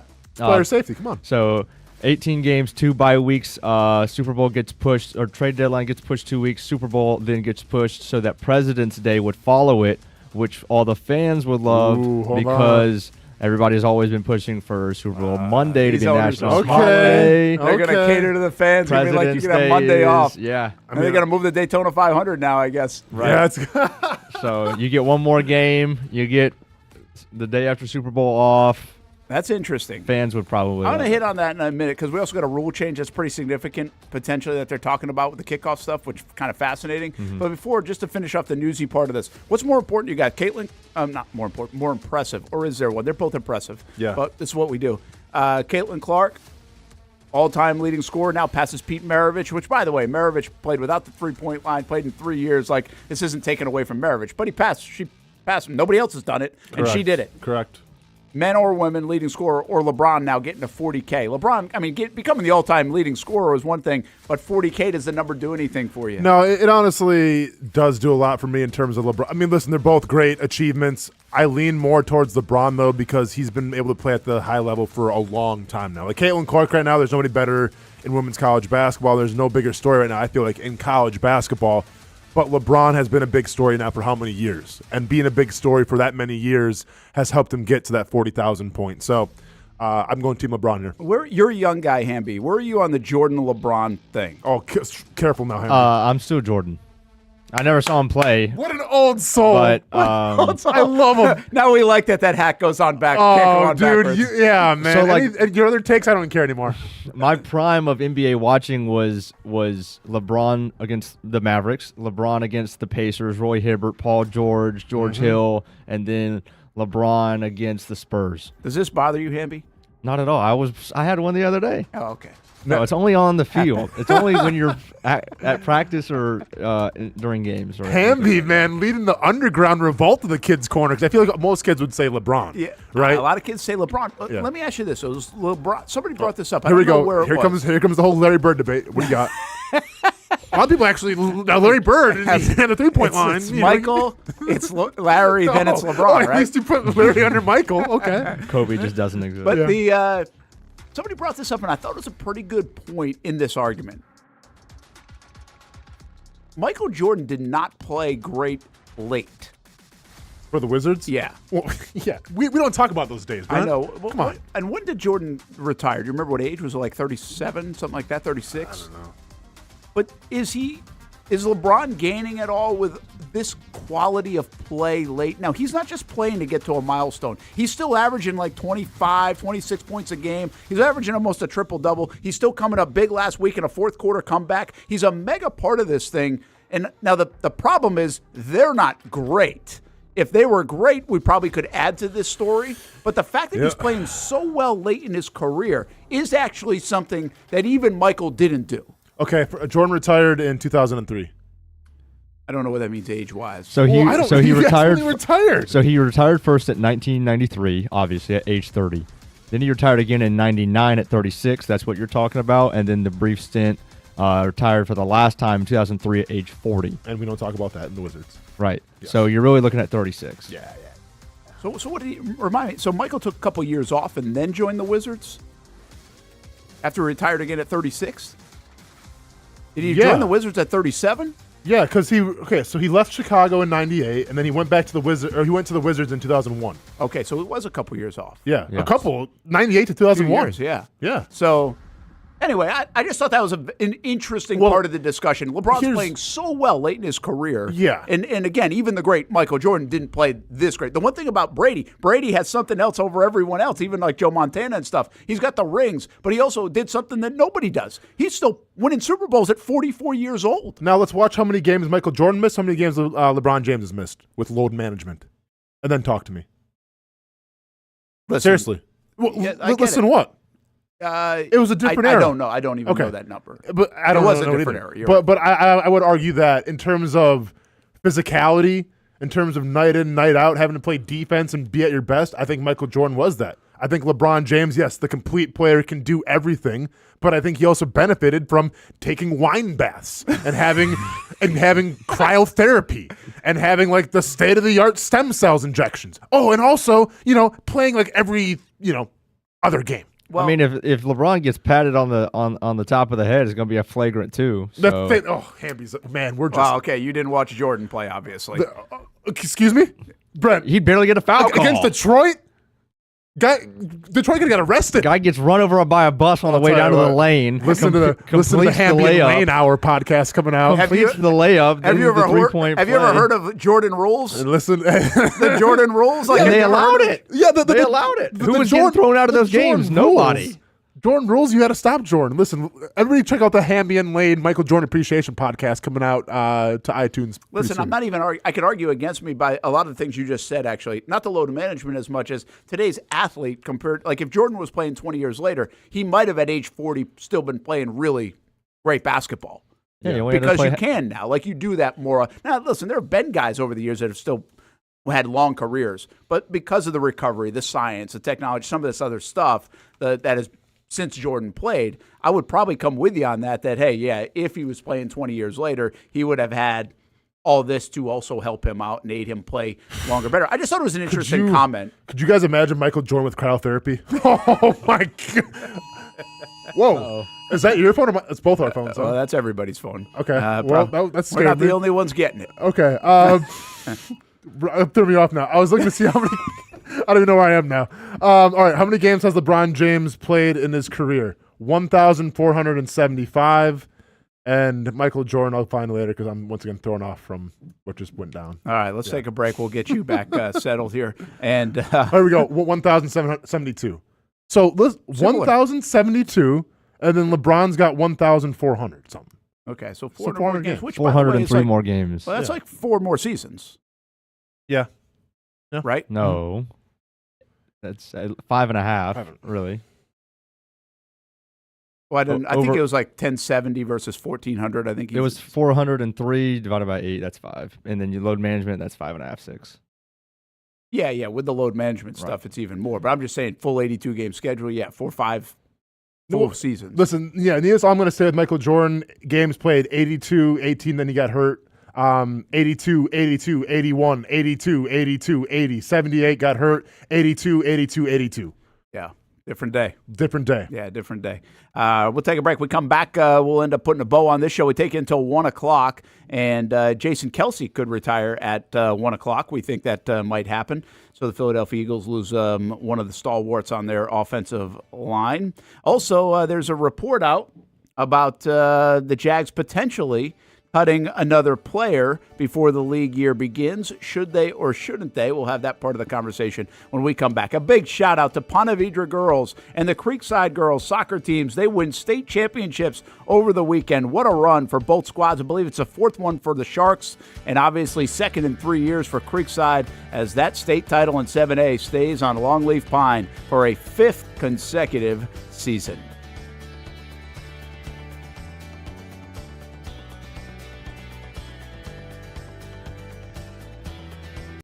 I like to say everybody has a story, and sometimes we're a part of other people's stories. That's the case here at Nimnicht Buick GMC. My family and the Nimnicht family. We've purchased 6 different vehicles from Nimnicht Buick GMC. Maybe you're in the market for a truck. Well, let me tell you about the GMC Sierra. I absolutely love mine. I've had a couple of these. This one's a 2020, but right now on 2024 GMC Sierras here at Nimnicht Buick GMC, there's special financing. A year ago, we purchased a GMC Terrain for the kids. Financing rates as low as 1.9% right now for eligible buyers on Terrains and Acadias too. Looking for used instead of new? Buy a used car with the Car Bravo program. Nimnick Buick GMC certifies all makes and models. Let the #1 Buick GMC dealer in Jacksonville take care of you and your family. Come on out and see the showroom, meet the fantastic people, or shop online at nimnickbuickgmc.com. Nimnick, your friends in the car business since 1941. GMC, we are professional grade. The friendliest golf course in town, the Golf Club at Southampton. Local golfers have no shortage of options when it comes to picking a course to play here in Northeast Florida year-round. Yet time and time again, I find myself here at the Golf Club at Southampton. Easy to get to off 210 in St. Johns County. It's family-owned and operated and renowned for being one of the area's most player-friendly. That's just one of the reasons we hold the Action Sports Jacks Dream 18 charity golf tournament here each fall. The Mark McCumber design layout is great for all skill levels of golfers, from the guys who bomb it a mile on the range to golfers like me who are just happy to put it in the fairway, which Southampton has very accommodating fairways. And if you need new clubs, come down to the pro shop. They'll fit you up and get you a nice new set like they did for me. For more information on membership or to book a tee time and see for yourself, head over to golfsouthampton.com or call the clubhouse at 904-287-7529. The Golf Club at Southampton. It's the official home of the Action Sports Jacks Dream 18. Make it your home for golf too. It's a new logo, new branding, but with Bold City Heating and Air, it's an old school approach. One of the few locally owned and operated air conditioning businesses left in Jacksonville. And with that comes the perks we miss in the big business world. It's every customer counts kind of service, from when these trucks have pulled up to my home over the last couple of years and when they pull into your driveway as well. From communication to pricing to the actual service, everyone at Bold City Heating and Air cares about you. You know who's coming to your house. You know they will be well trained and they will respect your home. Air conditioning convenience at boldcityac.com. The folks at Bold City Heating and Air also know your AC unit is important and can be a big expense. That's why they have financing to help. No payments, no interest for 12 months on new systems. $50 off any repairs. Stay safe, stay comfortable with Bold City Heating and Air at boldcityac.com. Homegrown in your hometown. Bold City Heating and Air. Thank you for making Action News Jacks the best in Jacks and Folio's Best of Jacks 2023. Best TV station, best TV newscast, best TV morning show. Chandler Morgan voted best TV anchor. The Chief, Mike Burrish, voted best meteorologist. And Brent Martineau voted best TV sports anchor. And while you're on the go, best news website and best local blog, the Burrish blog. Thank you for making Action News Jacks local coverage you can count on.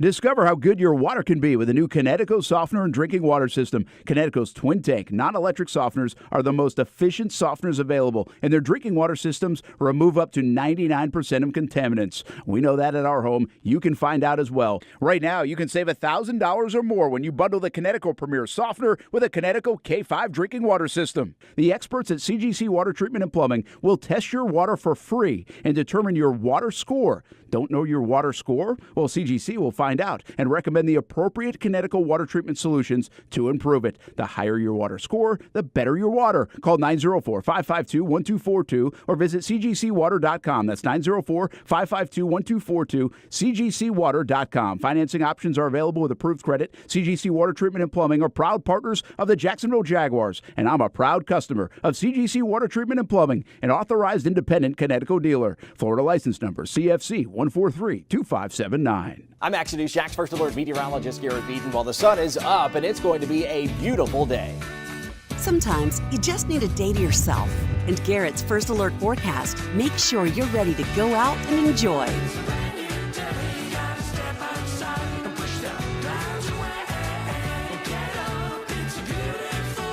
Garrett and the Action News Jacks This Morning team, helping you start your morning right. Welcome back to the Brent and Austin Show, streaming on the Action Sports Jacks 24/7 network. Well, a salute to the late Chris Mortensen, obviously NFL insider and a big supporter here in Jacksonville of the Tom Coughlin J Fund, would come every year, and his family announcing that Mort had passed away at the age of 72 this weekend after a battle with cancer. And pretty amazing to see tributes and the things that are said, especially inside the business where people know him. I will not claim to know him. Obviously, we've run into him in the past and maybe small conversations, probably have interviewed him actually about the Jaguars, but just a fantastic man by all accounts and big part of ESPN. So thoughts with his family.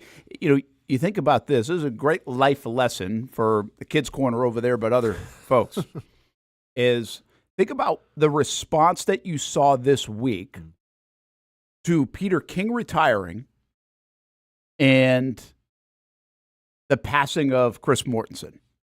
And I thought it had a very common ground at how, like, gentle, sweet, nice, helpful, yeah, for like passing it down in the industry, all those kind of things, like all those kind of adjectives, accolades, whatever you want to say, they were very common.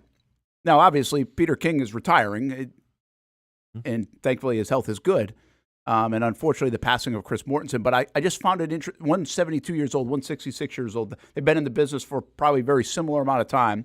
And I think if there's one thing like kids getting into, not just this business, but kids coming out of college getting into any business, it just goes to show you that, like, I guess, like, I don't know if being nice is the way to say it, but there's a way to do things that might not always feel appreciated or looked at in the day-to-day, but in the long run, for these two gentlemen, many people said very similar things. And I thought that part of it this week was pretty eye-popping, considering it happened within the last week. Yeah, you know, one of my favorite quotes that I always try to live by is that manners and respect will take you farther than money ever could. And when you talk about those two guys, you know, now most recently Mortensen, I think it proves that it's not just good enough to be at the top of your respected career, the top of your craft. What sets you apart from everybody else is what you give back and helping the next ones find their way as well. And I think, like you said, with Peter King and Chris Mortensen, those two guys personified that, you know, and I think it's very telling. And I'm not to say, like, you know, the next up and coming generation of whatever job you want to say, they don't do that. But I just think it's such an old school way of, you know, making sure that you thank those who got you there, but also help those along the way. And sometimes that can be kind of lost. I feel like because everyone's trying to get on the next thing. Everyone's trying to do the next thing, be the best. And it's just, yeah, that's important, you know, and it's good to have that drive. But also remember who got you there and remember, you know, the help that you got along the way and then pay that back one day as well. Yeah, I thought that was really, it's just, again, it's very eye-opening. It's a bit, don't look at this from just our business, too. I mean, it's certainly eye-opening for people like me, or it should be for a guy like Hamby who's just getting in, just out of school. I mean, yeah, and you just hit on a couple of things, like, we are very much, and we've all been guilty of this, consumed by the now.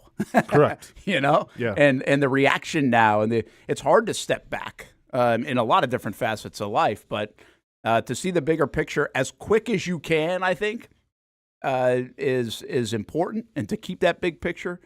And, man, there were just some tributes to, like, Mortensen. I think I saw one this morning from Luke Del Rio.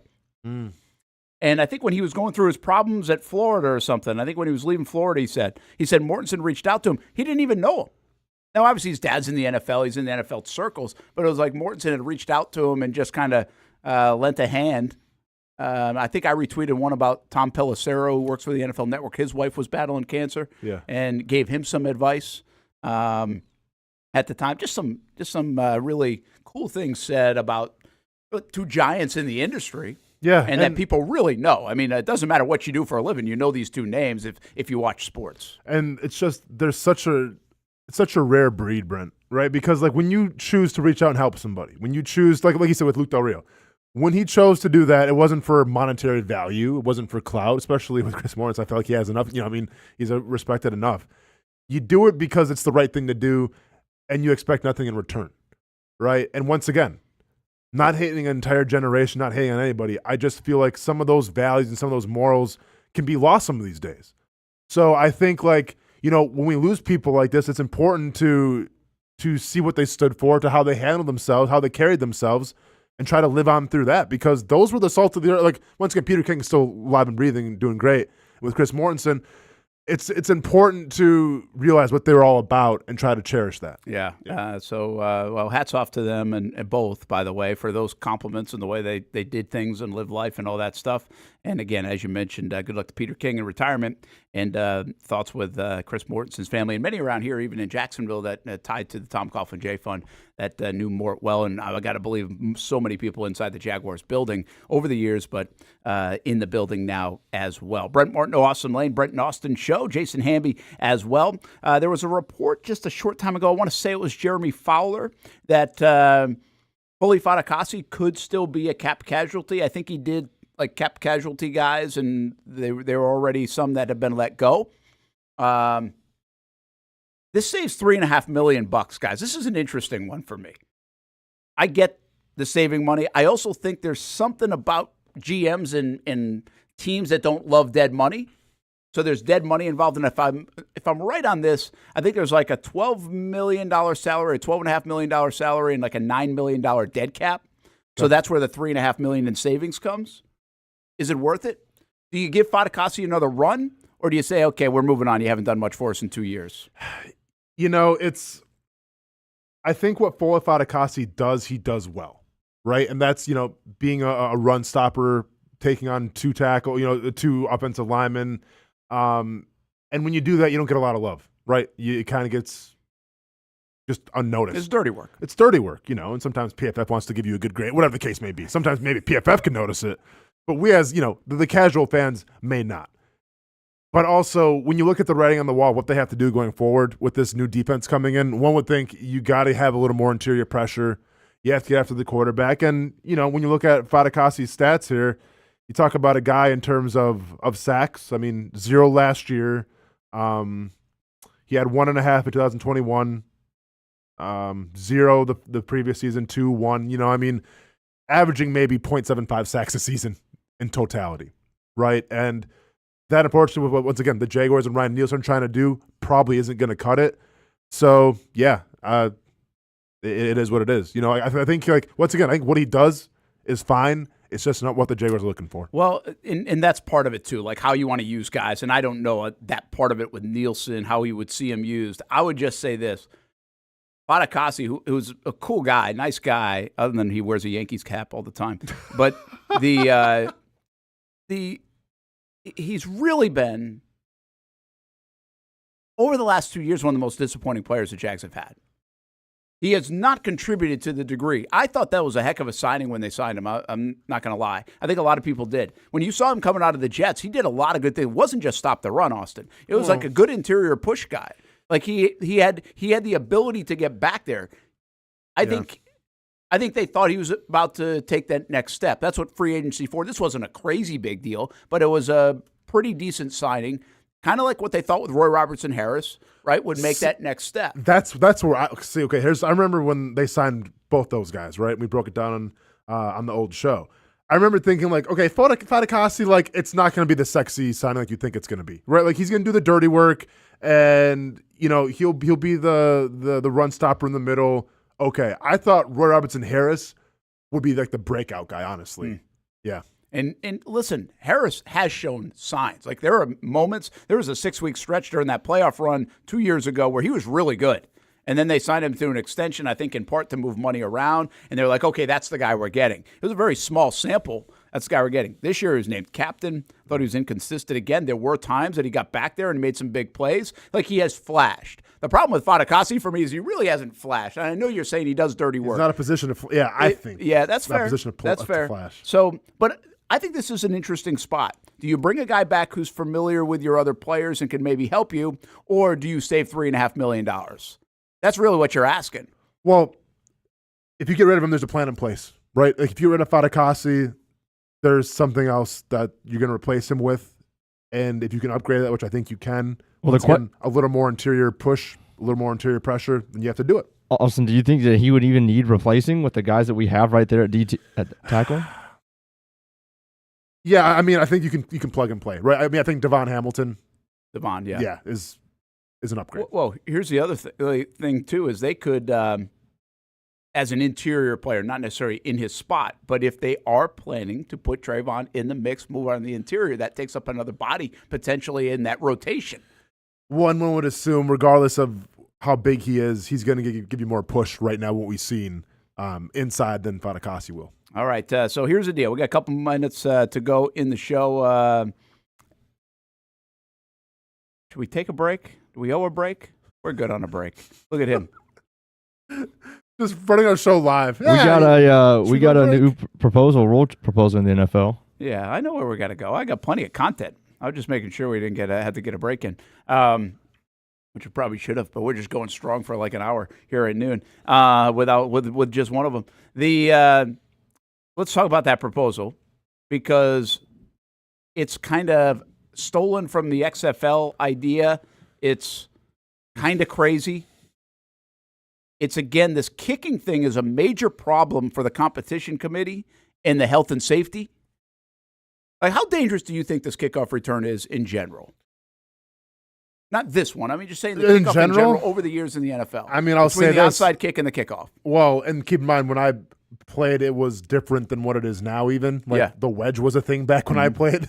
I got hurt the most on those plays than anything. Oh, yeah. I mean, that's where I ended up having had a surgery for my shoulder. I mean, I had a bad labrum as it was. Playing in Pittsburgh, go down, break the wedge, make the tackle, shoulder would not go back into place.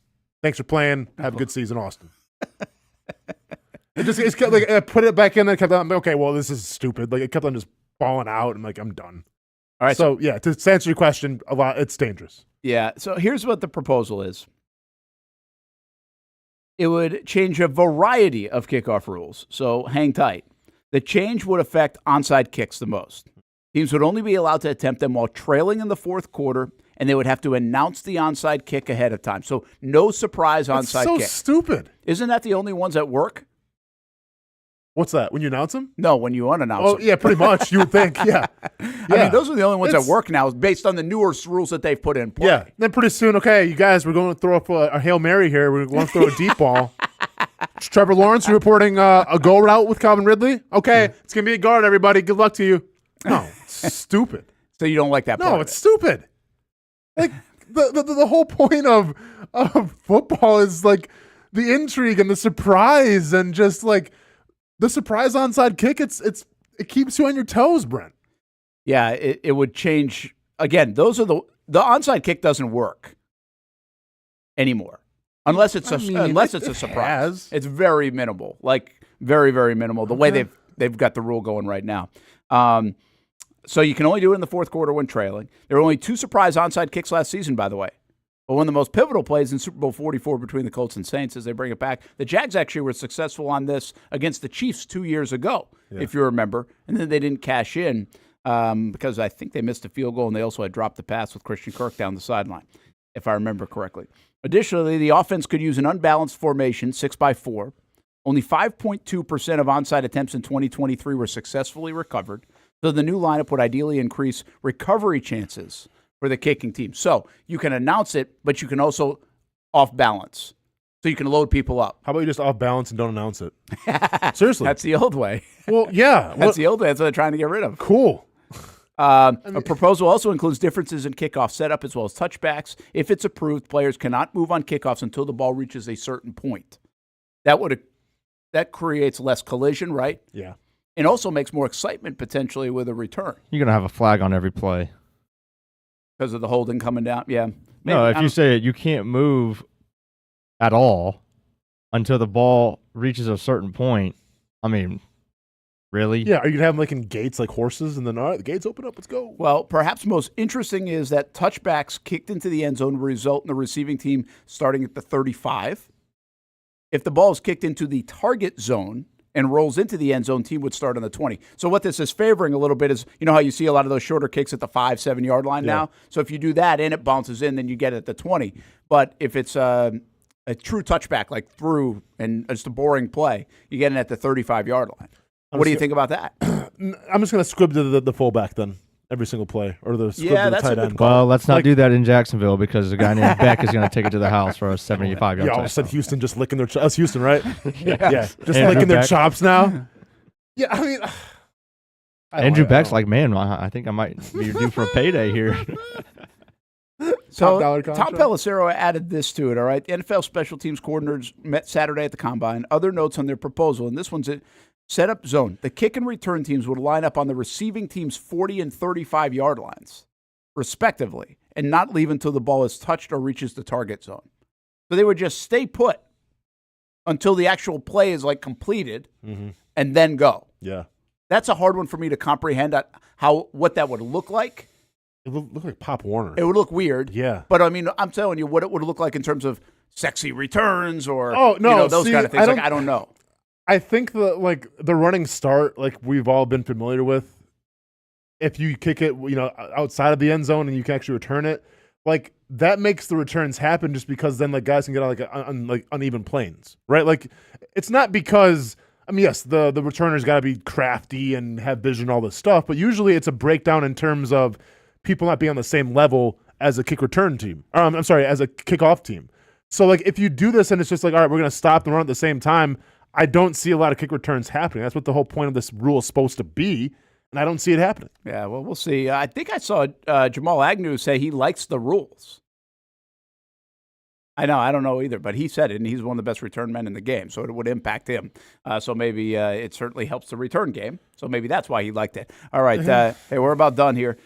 We've got 1 o'clock, which means now it's 27 hours and counting until that 4 o'clock franchise tag deadline. It's going to be an interesting 27 hours around here. Yep. Josh Allen, I'll see you at Ruth Chris tonight, man, buying the whole town when he gets that contract. We'll see you on TV tonight, CBS 47, Fox 30, and you can watch the show again on the Action Sports Jacks 24/7 network on actionnewsjacks.com or download the Action News Jacks app. Have a good Monday, everybody.